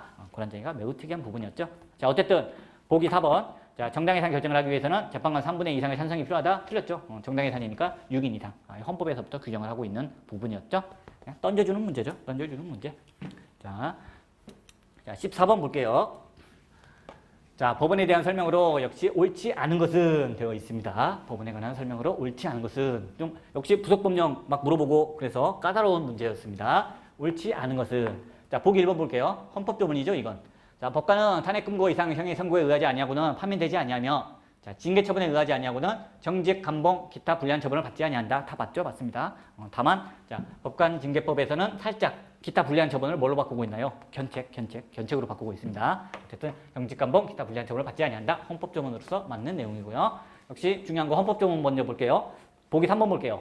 자, 대법원에는 법률이 정하는 바에 의하여 대법관이 아닌 법관을 둘 수 있다. 역시 헌법에 있고 맞는 내용이죠. 그래서 법원조직법에서는 누구를 두고 있나요? 대법원에 대법관이 아닌 법관으로 재판연구관을 두고 있습니다. 대법원의 재판연구관이 그래서 있습니다. 중요한 부분은 법률에서는 시험 어렵게 나오면 그렇게 나오죠. 재판연구관은 반드시 판사여야 한다? 틀렸죠. 법원조직법에서 법원조직법을 개정했어요. 개정해서 자, 재판연구관은 판사가 아닌 자 중에서 구할 수 있다. 이렇게 해서 자, 헌법에는 대법관이 아닌 법관을 둘 수 있다. 그리고 법원조직법에서는 그에 따라서 재판연구관을 두고 있는데 그들이 다 법관이 아니라는 거. 자, 재판연구관 중에는 판사가 아닌 자도 임명을 시키도록 하고 있습니다. 자, 보기 3번 맞고요. 자, 이제 다시 보기 2번 볼게요. 자, 보통 군사법원에는 자, 군판사가 아닌 사람도 재판관이 될 수 있으나, 군판사가 아닌 사람이 재판관이 되나요? 이게 군사법원의 특징이죠. 자, 오른쪽에다 쓸게요. 자, 일반 법원은 당연히 헌법과 법률이 정한 법관의 자격을 가진 자, 이런 사람들이 다 재판관이 됩니다. 그런데 군사법원은 특별법원이죠. 매우 특이합니다. 그래서 자, 군사법원에 있어서 재판관에는 두 가지가 있는 거예요. 하나는 군판사. 이 사람은 판사 맞아요. 판사 맞아요. 근데 또 하나는 심판관. 넌 뭐니? 법관이 아닙니다. 이 사람은 뭔가요? 군장교야, 군장교. 군장교. 자, 군장교. 즉, 재판관 안에 판사, 법관이 아닌 사람이 들어가 있다. 장교가 들어가 있다. 이래서 우리가 특별법원입니다. 헌법이 허용해주고 있기 때문에 가능한 거예요. 자, 군장교가 들어갑니다. 자, 그런데 여기서 그래서 써있죠. 보통 군사법원에는 자, 군판사가 아닌 사람도 재판관이 될 수 있다. 맞아요. 그런데 고등군사법원에는 군판사가 아닌 사람은 재판관이 될 수 없다? 틀립니다. 아니, 고등이든 보통이든 상관없어요. 군사법원은 두 가지인데 하나는 보통군사법원 그리고 국방부에 있는 고등군사법원 요 두 가지입니다. 대군사법원은 없나요? 없죠. 얘네도 무조건 최종심은 대법원이에요. 1심, 2심, 그 다음은 대법원으로 올라갑니다. 그래서 고등법원은 두 단계로 돼 있는데 어쨌든 보통이든 고등이든 군사법원이라는 거 이유 때문에 군사법원이기 때문에 법관이 아닌 군판사가 아닌 사람, 심판관, 즉 군장교가 재판관으로 들어갈 수 있습니다. 여기서는 뭐 말도 안 되게 둘로 나눈 것처럼 이렇게 나왔어요. 틀리고요. 자, 보기 4번 볼게요. 자, 대법원 재판소에는 합의에 관여한 모든 대법관의 의견을 표시해야 한다. 즉 무슨 얘기인가요? 소수 의견 표시해라 이겁니다. 소수 의견. 나는 인용하겠다. 자, 13명이 모여가지고 14명 중에 13명이 모여서 뭐 판결을 내렸다. 그 중에 12명이 압도적으로 다 인용하겠다. 그리고 또 한 명이 난 기각하겠다. 그 사람 의견 표시해야 되는 겁니다. 한 명. 그래서 소수 의견 한 명 반드시 표시하도록 되어 있는 게 맞는 부분입니다. 이 부분은 사실 예전부터 87년에 개정되면서 들어온 부분이기 때문에 중요한 부분이 아니고 사실 중요한 부분은 거기죠. 헌법재판소에서 2004년도 탄핵 심판했을 때 그때 헌법재판소도 당연히 소수 의견 표시하게끔 규정이 돼 있었는데 탄핵만 빠져 있었거든요. 고래에서 탄핵에 대해서 소수 의견이 안 나왔었습니다. 그 직후에 바로 법을 개정해서 지금은 헌법재판소는 모든 심판에 대해서 모든 재판관이 다 자신의 의견을 표시해야 됩니다. 소수 의견을 다 표시하도록 헌재법이 개정이 됐습니다. 그 부분이 중요한 거고 대법원은 뭐 87년 옛날부터 이렇게 해왔기 때문에 중요한 부분은 아닌데 어쨌든 그 부분이 지문에 나왔어요. 그래서 자, 대법원 재판소에는 합의에 관여한 모든 대법관의 의견을 표시해야 한다. 맞는 부분이고요. 설사 이걸 본 적이 없는데요. 아니 헌법재판소도 그쵸? 87년 헌법에 의해서 새로 만들어진 헌법재판소에서도 이렇게 하는 마당에 대법원에서도 당연히 모든 의견을 표시한다. 이렇게 생각하시면 되는 부분입니다. 자, 그 다음으로 넘어가겠습니다. 자, 15번. 자, 직업의 자유입니다. 직업의 자유. 역시 옳지 않은 것은 이렇게 나왔어요. 옳지 않은 것은 자 보기 1번입니다. 자 치과 의사의 치과 전문의 자격 인정 요건으로 자 외국의 의료기관에서 자 과정 이수한 사람을 포함하지 아니한 거 요 부분 직업 수행의 자유를 침해한다 맞죠? 뭐 유연인 판례니까 우리가 뭐 달달달 외우고 있는 그런 판례 중에 하나입니다. 그렇죠? 아니 외국에서 치과 전문의 과정을 밟았으나 국내에서 밟았으나 뭔 차이냐? 얘도 인정을 해주라 그런 차이였죠. 굳이 외국과 우리나라의 차이가 있다면 차이나는 부분만 예비 시험 제도를 통해서 그것만 보완시키면 되는 거 아니냐? 그렇게 해서 자 의원으로 나왔던 부분이고요. 자 보기 2번입니다. 의사 및 한의사의 복수면허 의료인. 와, 이 사람은 의대 나와가지고 한의대를 또 들어갔어.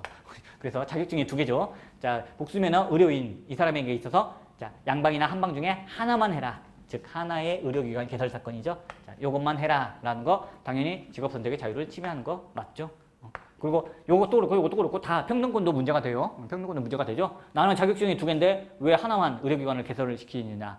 하나 있는 사람은 하나 개설시키는 게 당연하지만 나는 면허가 2개니까 2개 동시에 할 수 있는 거 아니냐. 그쵸? 다른 사람을 똑같이 하나로만 취급하기 때문에 평등권도 위반이에요. 자, 보기 3번입니다. 전문 과목을 표시한 치과 의원은 자, 그 표시한 전문 과목에 해당하는 환자만을 진료해야 한다. 역시 직업수행의 자유 침해죠. 위헌인 부분이죠. 왜? 전문 과목을 표시하면 치과 전문 과목이 10개나 되죠. 근데 얘가 교정 전문이다.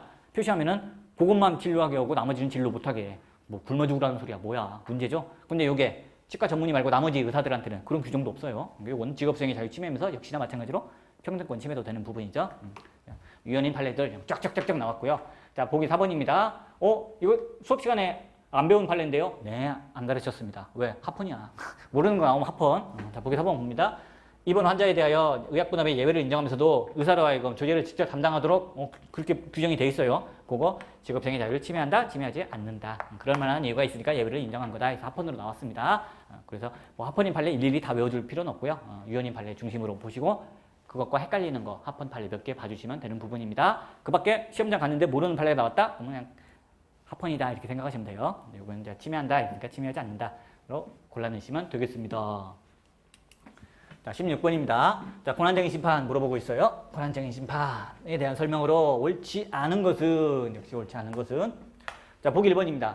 교육감과 해당 지방자치단체 상호 간의 권한쟁의 심판은 최신 판례죠? 최신 판례. 경상남도 홍준표가 땡깡 부린 거죠. 홍준표가 땡깡 부린 그때 그 사건입니다. 자, 교육감과 해당 지방자치단체 상호 간의 권한쟁의 심판은 자, 서로 상이한 권리주체 간의 권한쟁의 심판 청구로 볼 수 없다, 볼 수 없다. 즉, 우리가 권한쟁의 심판이 아니니까 각하시켜버리는 사건이었죠. 왜? 교육감 원래 당사자 되잖아요. 그거는 교육감이 누구랑 싸울 때 지방자치단체를 대표해서 다른 지방자치단체하고 싸울 때나 또는 지방자치단체를 대표해서 국가기관, 한마디로 대부분 싸운 게 교육부 장관이죠. 교육부 장관하고 싸울 때는 교육감이 당사자가 됩니다. 하지만 교육감이 자기가 속한 해당 지방자치단체하고 싸울 때는 그때는 권한쟁의 심판은 받아들일 수가 없는 거죠. 그거. 즉 경상남도 교육감과 경상남도 간의 권한쟁의 심판 요거는 규정이 없다. 이런 거. 규정이 없어도 당사자 늘려주지 않나요? 마치 국회의원과 국회의장이 우리 헌법과 법률에는 규정이 없지만 권한쟁의 심판의 당사자로 인정해 주는 것처럼 나도 이럴 때 인정해 주면 안 되나요? 인정해 줄 수도 없다. 이렇게 헌법재판소가 봤었죠. 국가기관은 그냥 막 정부, 법원, 뭐 국회 이렇게만 딸랑딸랑 추상적으로 되어 있기 때문에 우리가 헌법 해석을 통해서 당사자를 확대시켜 줄 수 있다. 그래서 정부라고만 돼 있어도 대통령, 장관 이런 사람도 당사자 능력이 있다고 봐줄 수 있고 국회라고 돼 있어도 국회의장, 국회의원장, 뭐 국회의원 이런 사람들 다 당사자 능력 인정해 줄 수 있다. 하지만 지방자치단체의 경우에는 그렇죠. 뭐 광역자치단체부터 기초자치단체 이르기까지 시군구 이름이 구체적으로 다 법에 언급이 되어 있기 때문에 추가로 우리가 더 늘려줄 필요는 없다. 즉 국가기관은 예시적 규정이라 우리가 더 확대해 줄 수 있지만 지방자치단체는 한정적 규정이라서 우리가 더 늘려주기 않겠다. 그런데 이렇게 교육감과 해당 지방자치단체 상호 간의 권한쟁의 심판에 대해서 인정해 준다는 규정이 없고 우리는 그 규정을 한정적으로 보기 때문에 더 이상 늘려주지 않겠다. 그래서 인정 안 해준 사건이었습니다. 자, 맞는 질문이고요. 보기 2번입니다. 자, 국회 부의장은 국회의장의 위임에 따라 그 직무를 대리하여 법률안 가결선포 행위를 할 수 있을 뿐 법률안 가결선포 행위에 따른 법적 책임을 지는 주체가 될 수 없으므로 자, 권한쟁의 심판 청구에 피청구인 적격이 인정되지 아니한다. 맞는 부분이죠. 부의장, 부자가 제일 중요하죠. 자, 국회 부의장은 자, 가결선포 행위에 대해서 권한쟁의 심판 청구에 피청구인 적격이 인정되지 아니한다. 또 중요한 판례죠. 그 사건이죠.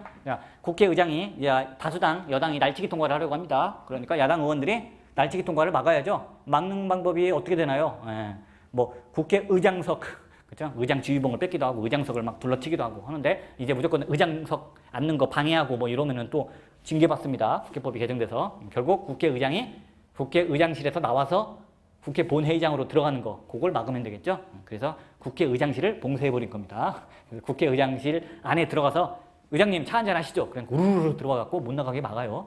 국회의장이 뭐 빨리 날치기 통과시켜야 하는데 못 나가. 그러다 보니까 부의장한테 전화를 한 거죠. 어이 부의장, 내가 지금 말이야 다쳐서 못 나가는데 나 대신 자네가 좀 땅땅땅 좀 두드리면 안 되겠나? 그래서 부의장이 받아가지고 그쵸? 야당 의원들은 그것도 모르고 국회의장 가둬놨으니까 아싸 통과 못 시키겠지? 근데 이제 전화 받고 같은 당 부의장이 통과를 시킨 겁니다. 자, 이 법안은 가결되었음을 선포합니다. 땅땅땅 가결 선포행위를 한 거예요. 그러다 보니까 야당 의원들이 가결 선포행위 한 놈 누구죠? 땅땅땅 국회 부의장이었죠.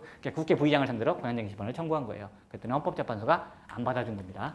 국회 부의장은 어디까지나 국회의장이 시키니까 전화 받고 그냥 한 것뿐이다. 이 가결 선포행위에 대해서 책임을 지는 주체는 오로지 국회의장이다.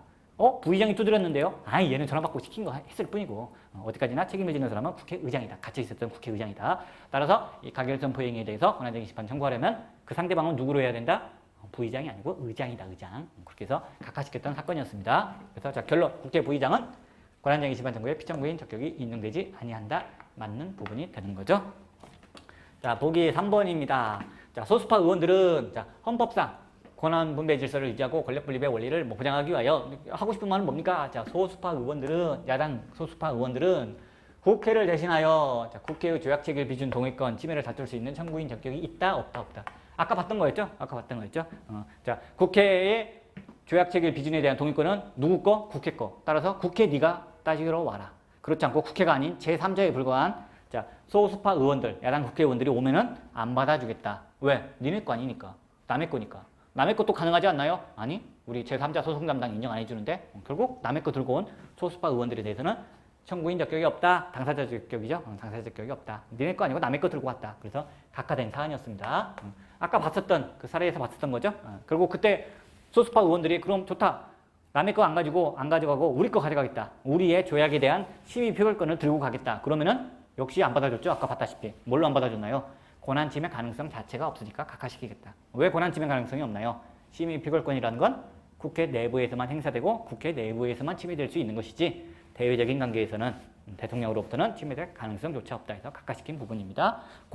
당사자 적격 그리고 권한침해 가능성 관련해서 중요한 판례가 아까 문제에서 하나 나왔고 여기도 하나 나오고 이렇게 지문 2개나 나온 부분이었습니다. 앞으로도 나올 거예요. 예전에도 시험에도 계속 나오는 그런 부분들입니다. 자, 보기 4번 볼게요. 자, 국회의장이 적법한 반대 토론이 있었음에도 반대 토론을 허가하지 아니하고 막 법률안의 표결 절차를 진행한 거는 당연히 법률안 시민권 침해한 거 맞죠? 당연한 거죠. 반대 토론 신청이 있으면 당연히 반대 토론을 열어야죠. 열지 않고 한 거 법률안 시민권을 침해한 것이다. 맞는 부분입니다. 그리고 이번 시험에서는 안 나왔습니다만 그것도 조심하셔야 되죠. 지방자치단체가 다른 지방자치단체의 권한을 침해했다 이러면은 단순히 권한 침해했다 확인만 내리는 게 아니라 헌법재판소가 그의 처분을 그 전에 했던 지방자치단체장의 처분을 무효라고 무효 확인까지도 내립니다. 하지만 국회 안에서 벌어지는 일에 대해서는 국회법이나 뭐 헌법, 뭐 다수결의 원리라든지 뭐 이런 거 침해했다 하더라도 헌법재판소의 결론은 그쵸 권한 침해 확인은 해주지만 무효 확인은 안 해줍니다. 아직까지 헌법재판소가 국회 안의 다툼에 대해서 무효 확인을 한 예는 없다. 그런 것도 알아두시면 되겠습니다. 자, 17번 감사원입니다. 자, 감사원에 대한 설명으로 옳지 않은 것은 역시 아는 것은 표시해 두고요. 자, 국가의 세입 세출 어쩌고저쩌고 해서 대통령 소속하에 감사원을 둔다. 헌법조문이죠. 맞는 거예요. 뭐 대통령 소속한지 아닌지 그것만 조심하시면 되고요. 헌법조문 맞다 생각하시면 되고요. 보기 2번 헌법재판소는 감사원법이 지방자치단체의 위임사무나 자치사무의 구별 없이 자치사무 구별 없이 합법성 감사뿐만 아니라 함목적성 감사까지 허용하고 있다고 결정하였다. 맞는 부분이죠. 이것도 유명한 판례죠.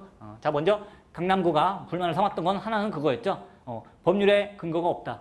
법률에 근거가 없이 감사원이 우리의 자치사무, 유임사무, 자치사무 이런 거 막 감사했다. 문제가 되는 거 아니냐. 그런데 헌법재판소는 감사원법 쭉 해석해 보면 충분히 근거가 있다. 법률에 근거한 감사였다. 아무 문제 없었고요. 자, 두 번째 문제 삼았던 거는 자, 그렇다 치더라도 자치사무인데 자치사무면은 함부로 손대면 안 되죠. 바로 자, 행정안전부 장관, 즉 국가의 중앙기관이 자치사무에 대해서 사전적 포괄적으로 그렇죠? 감사한 부분에 대해서 자치권 침해라는 판례가 있었습니다. 그렇게 자치사무만큼은 함부로 침해하면 안 된다. 언제 해야 되나요? 법령 위반이 거의 확실하다. 이게 나왔을 때 그때 이제 법령 위반에 한해서만 자치사무에 대해서 이제 상급기관이 통제할 수 있는 겁니다. 그런데 감사원은 특별하게 취급해지고 있는 거죠. 헌법재판소가. 감사원은 다르다. 자, 합법성 감사, 즉 위법사항이 있는 거에 대해서 감사뿐 아니라 뭣도 가능하다? 현저히 공익에 반한다, 부당하다 이런 한목적성 감사도 감사원은 할 수가 있다. 이게 차이점이었죠. 그래서 자, 강남구에 대해서 뭐 행정안전부 장관이 감사를 할 때는 자치사무만큼은 한목적성 감사 불가능합니다. 한목적성 감사 불가능해요. 합법성 감사도 사전적 포괄적 감사 이런 거 불가능해요. 뭐 상반기 감사 뭐 이런 거 불가능해요. 그런데 자, 감사원은 다르다는 거죠. 자치사무를 하더라도 한목적성 감사까지도 할 수 있다. 중요한 판례 나왔습니다.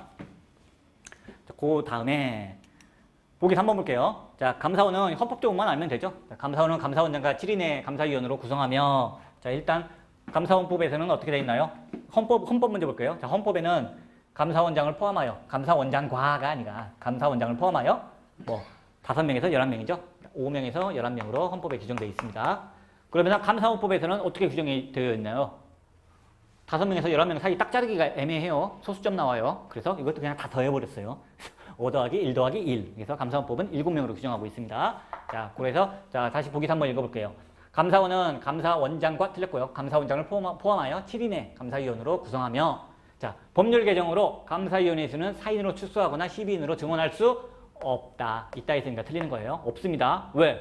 헌법에서 5명에서 11명이라고 했으니까 감사법을 아무리 개정하더라도 사인으로 축소할 수가 없죠. 아무리 적어도 5명. 12인으로 지원할 수도 없죠. 아무리 많아도 11명. 지금 헌법 조문만 알고 있으면 풀리게끔 낸 문제였어요. 보기 4번입니다. 감사원장은 국회 동의를 받아 대통령이 임명하되 맞죠? 감사원장. 감사위원은요. 국회 동의 필요 없어요. 감사원장이 대청하면 임명할 수 있습니다. 자, 감사원장이 사고로 인하여 직무를 수행할 수 없을 때에는 자, 누가 한다? 감사위원 중에서 최장기간 재직한 사람, 가장 선임이죠. 선임인 사람이 그 직무를 대행한다. 재직기간이 같으면요. 연장자가 직무를 대행한다. 이 정도 보시면 됩니다. 자, 18번입니다. 위임입법 및 위임입법의 한계에 대한 설명으로 역시 옳지 않은 것이네요. 옳지 않은 것은 자, 보기 1번 볼게요. 헌재 판례에 따르면 자, 헌법이 제75조, 제95조에서 예정하고 있는 행정입법의 형식은 예시적인 것이다. 그렇죠? 일단 그것만 보시면 되죠. 뭐 행정입법의 형식은 예시적인 것이다. 맞다 생각하시면 돼요. 저 75조, 95조 모르는데요.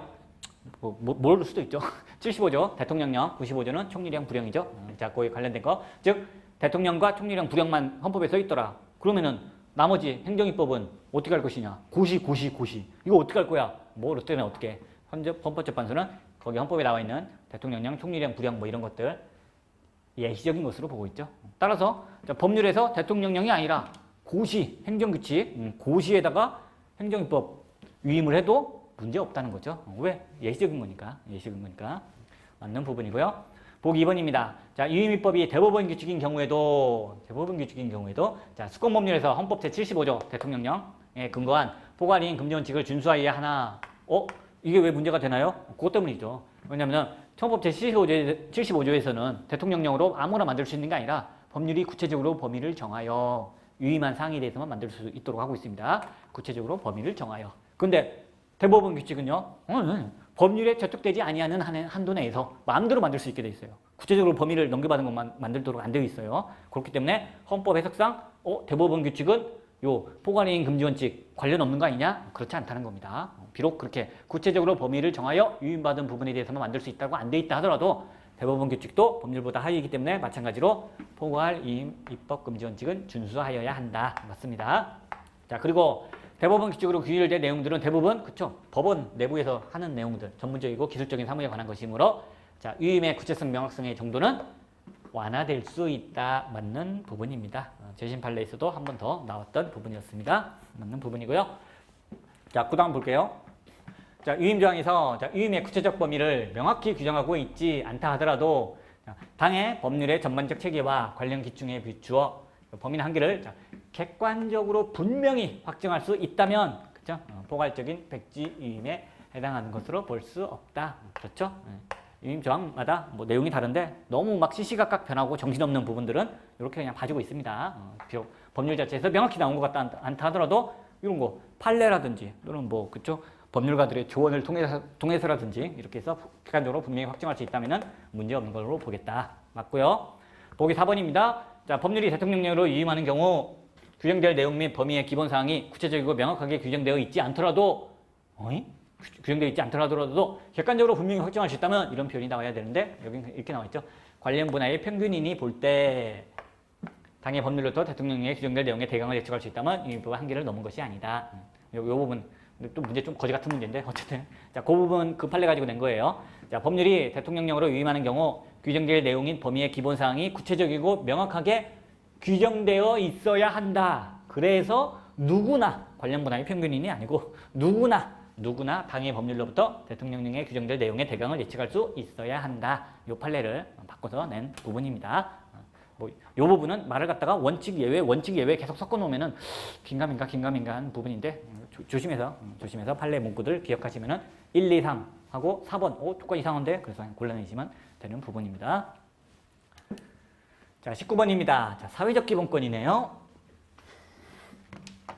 자, 설명으로 옳지 않은 것은 자, 보기 1번 참전 명예수당은 어쩌고저쩌고 해서 사회보장적 의미를 동시에 갖는 것이다. 맞는 거죠. 그렇게 뭐 특별한 거 없습니다. 자, 보기 2번입니다. 이거 한정유연으로 나온 부분이죠. 중요한 부분입니다. 자, 경과실 범죄로 인한 사고는 개념상 우연한 사고의 범위를 벗어나지 않으므로 결국 경과실로 인한 범죄 행위에 기인하는 보험사고에 대하여 의료보험급여를 부여하는 것은 그죠? 재산권을 침해한다. 재산권에서도 나오는 부분입니다. 그래서 사회보장제도로서의 의료보험의 본질을 침해하여 헌법에 위반된다. 맞는 부분입니다. 구체적인 기본권은 재산권이 되는 거죠. 저희가 의료보험료 꼬박꼬박 냈는데 다치고 나니까 병원비를 지원 안 해주겠다? 네, 재산권 침해입니다. 이 부분. 문제가 그때 그렇게 돼 있었던 겁니다. 자, 고의 그리고 중과실, 경과실 다 가리지 않고 중과실, 경과실 다. 자, 너 때문에 일어난 범죄라면은 가벼운 경과실, 가벼운 교통사고 생각하시면 되죠. 가벼운 교통사고를 당해서 내가 다쳤다. 근데 병원비 안 준대. 너무하는 거 아니야? 경과실이든 말든 내가 다치고 싶어서 다친 게 아니에요. 자, 우연한 사정으로 벌어진 거죠. 우연한 사고 때문에 벌어지면 주는 돈이 그게 보험이에요. 우연한 사고 때문에 내가 돈이 들어갈까 봐 미리 조금씩 보험료를 내고 나중에 보험금을 받는 거죠. 따라서 자, 경과실이라 하더라도 당연히 경과실로 인해서 즉 가벼운 교통사고로 인해서 범죄 행위 자기가 일으켜도 자기도 다치죠. 자기 차 가지고 다른 차 부딪히면 이 사람도 다치지만 나도 다치죠. 이렇게 가벼운 경과실로 인한 범죄 행위로 인해서 다쳤을 때 이때는 보험금을 줘야 된다. 요거 주지 않는 한 헌법에 위반된다. 이렇게 나왔던 그 판례였습니다. 그래서 경과실로 인한 범죄 행위에 기인하는 보험사고에 대하여 보험급여를 부정하는 것은 헌법에 위반된다. 맞는 부분이 됩니다. 자, 보기 3번입니다. 자, 국가가 인간다운 생활을 보장하기 위한 헌법적 의무를 다하였는지를 여부가 사법적 심사의 대상이 된 경우에는 아주 완화된 심사를 하죠. 완화된 심사를 합니다. 인간다운 생활 요 관련된 게 다르죠. 행정부 입법부에 대해서는 행위규범입니다. 그래서 최대한 해줘라. 하지만 헌법재판소로 넘어오게 되면은 통제규범이에요. 그래서 정말 아무것도 안 했을 때 그때만 위반된다. 이렇게 얘기를 해주고 있습니다. 자, 국가가 인간다운 생활을 보장하기 위하여 헌법적 의무를 다하였는지 여부가 사법적 심사의 대상이 된 경우에는 어떻게 한다? 자, 국가가 전혀 하지 아니하였던가 또는 그 내용이 현저히 불합리하여 헌법상 용인될 수 있는 재량의 범위를 명백히 일탈한 경우 아무것도 안 한 거나 마찬가지일 때 그때에 한해서 우리는 헌법에 위반된다고 할 수 있다. 맞는 부분입니다. 자, 보기 4번입니다. 자, 기초생활보장제도에 보장되는 개별가구에서 교도소, 구치소에 수용 중인 자를 제외하도록 한 거. 요게 인간다운 생활 권리를 침해하는 것이다. 침해하지 않죠. 왜? 모르면은 합번. 수업에 그렇게 설명했었죠. 교도소, 구치소. 자, 기초생활보장 누구한테 해주는 겁니까? 정말 이렇게 스스로 자립하기 힘든, 먹고 살기 힘든 이런 분들한테 해주는 겁니다. 먹여주고 재워주고 이렇게 기본적인 생활을 보장해줘야 되는 겁니다. 그런데 교도소나 구치소는 먹여주고 재워주고 아프면 병원도 데려가 줍니다. 이런 게 다 있기 때문에 이런 사람들에 대해서는 더 이상 기초생활보장제도에 있어서 혜택을 안 주도록 하더라도 아무런 문제가 없는 거죠. 여기서 다 해주고 있으니까. 그래서 결론은 기본권 침해가 아니죠. 침해하는 것이다. 됐으니까 틀리는 부분이 됩니다. 자, 마지막으로 20번입니다. 평등권 문제 나왔어요. 평등권 문제. 자, 봅니다. 자, 평등권을 침해한 것과 침해하지 않는 것을 바르게 조합한 것은 그렇게 나왔어요. 자, 기억 봅니다. 일반 응시자와 달리 공무원의 근무 연수 및 계급에 따라 행정사 자격시험의 제1차 시험을 면제하거나 제1차 시험의 전 과목과 제2차 시험의 일부 과목을 면제하는 거 합헌이죠, 합헌. 평등권 침해 아닙니다. 평등권을 침해하지 않는 것은 X로 하라고 되어 있네요. 평등권을 침해하지 않는다. 그거죠. 행정사 시험이셔서 왜 경력 공무원들에 대해서만 그쵸? 일부 과목을 면제시켜 주느냐 이런 것들 그냥 다 합헌이었죠. 문제가 없다. 왜? 자격 시험에 관해서는 국가의 광범위한 입법 형성권이 인정된다. 그래서 문제가 없는 부분이었습니다.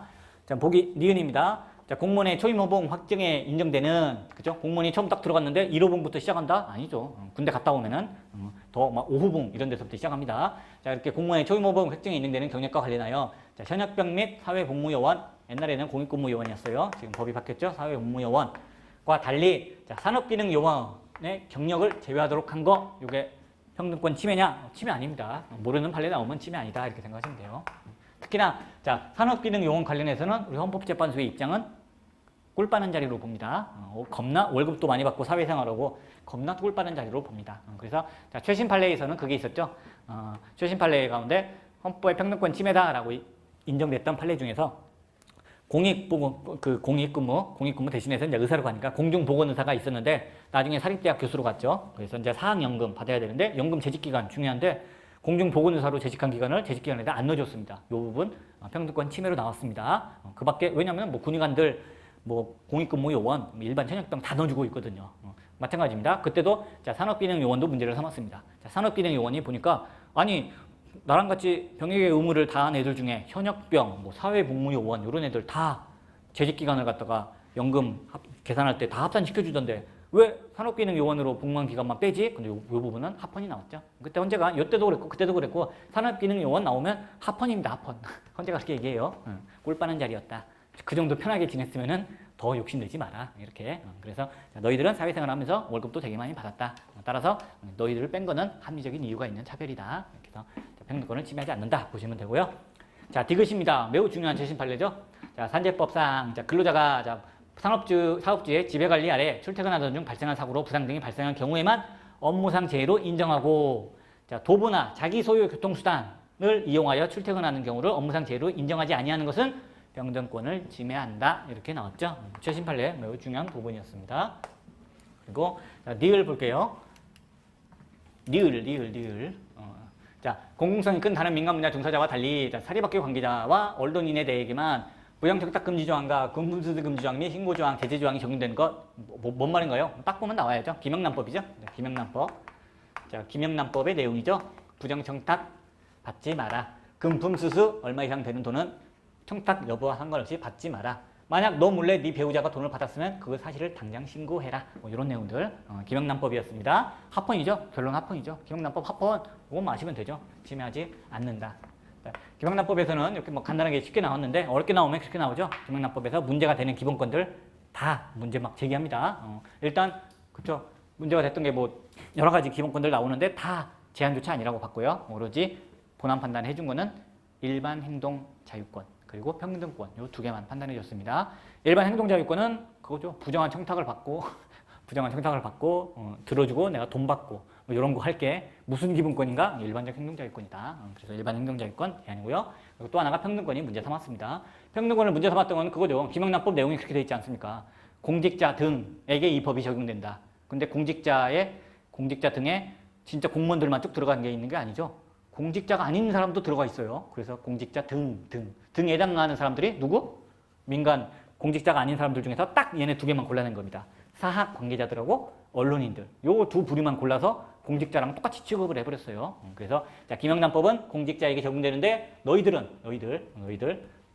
여기 나오죠. 사립학교 관계자와 언론인 너희들은 비록 공직자는 아니지만 너희들도 이 법의 적용을 받아라. 이렇게 법에서 규정을 했고 이 사람들이 열받은 겁니다. 아니 뭐냐? 우린 공직자도 아닌데 왜 김영란법을 우리에게 적용시키도록 법을 이따구로 만들었느냐? 이거는 평등권 침해 아니냐? 이렇게 따진 거죠. 왜 평등권을 침해 삼나요? 같은 것은 같게 다른 것은 다르게 이래야 평등권 침해가 아니죠. 근데 우리는 공직자가 아니야. 근데 왜 같이 취급해? 또 자, 민간인들 중에서 우리 말고도 다른 직업들 되게 많죠. 근데 딱 사립학교 관계자와 언론인 둘만 떼어내서 엄격한 김영란법을 적용시킨다. 이거 우리 다른 사람들과 차별하는 거 아니냐? 뭐 이렇게 문제 삼았는데 결론은 합헌입니다.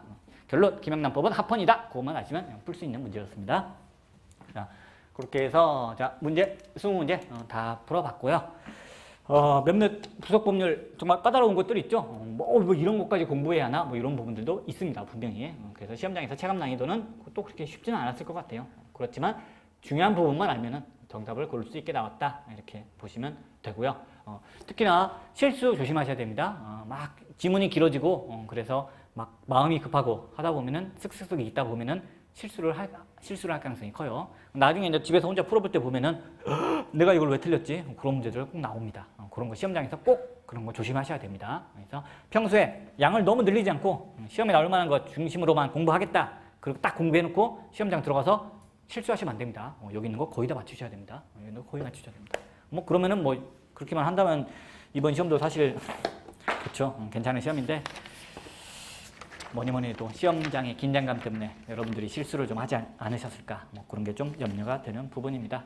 자, 어쨌든 시험 보시느라 고생 많으셨고요. 이제 뭐 국가직 7급도 끝났고 지금 오늘 지방직 7급 시험 끝났으니까 뭐 면접 준비하실 분들도 있고 뭐 다음 계획을 세우실 분들도 있고 뭐 여러 가지 있겠습니다만 어쨌든 뭐 이것저것 계획 정말 잘 짜시고 정말 한번 책이나 강의 같은 거 한번 들으면 웬만하면 끝까지 가야 되니까요. 중간에 바꾸는 건 쉽지 않으니까 심사숙고해서 꼭 좋은 결과, 면접이든 뭐 다음 시험이든 꼭 좋은 결과 있기를 바라겠습니다.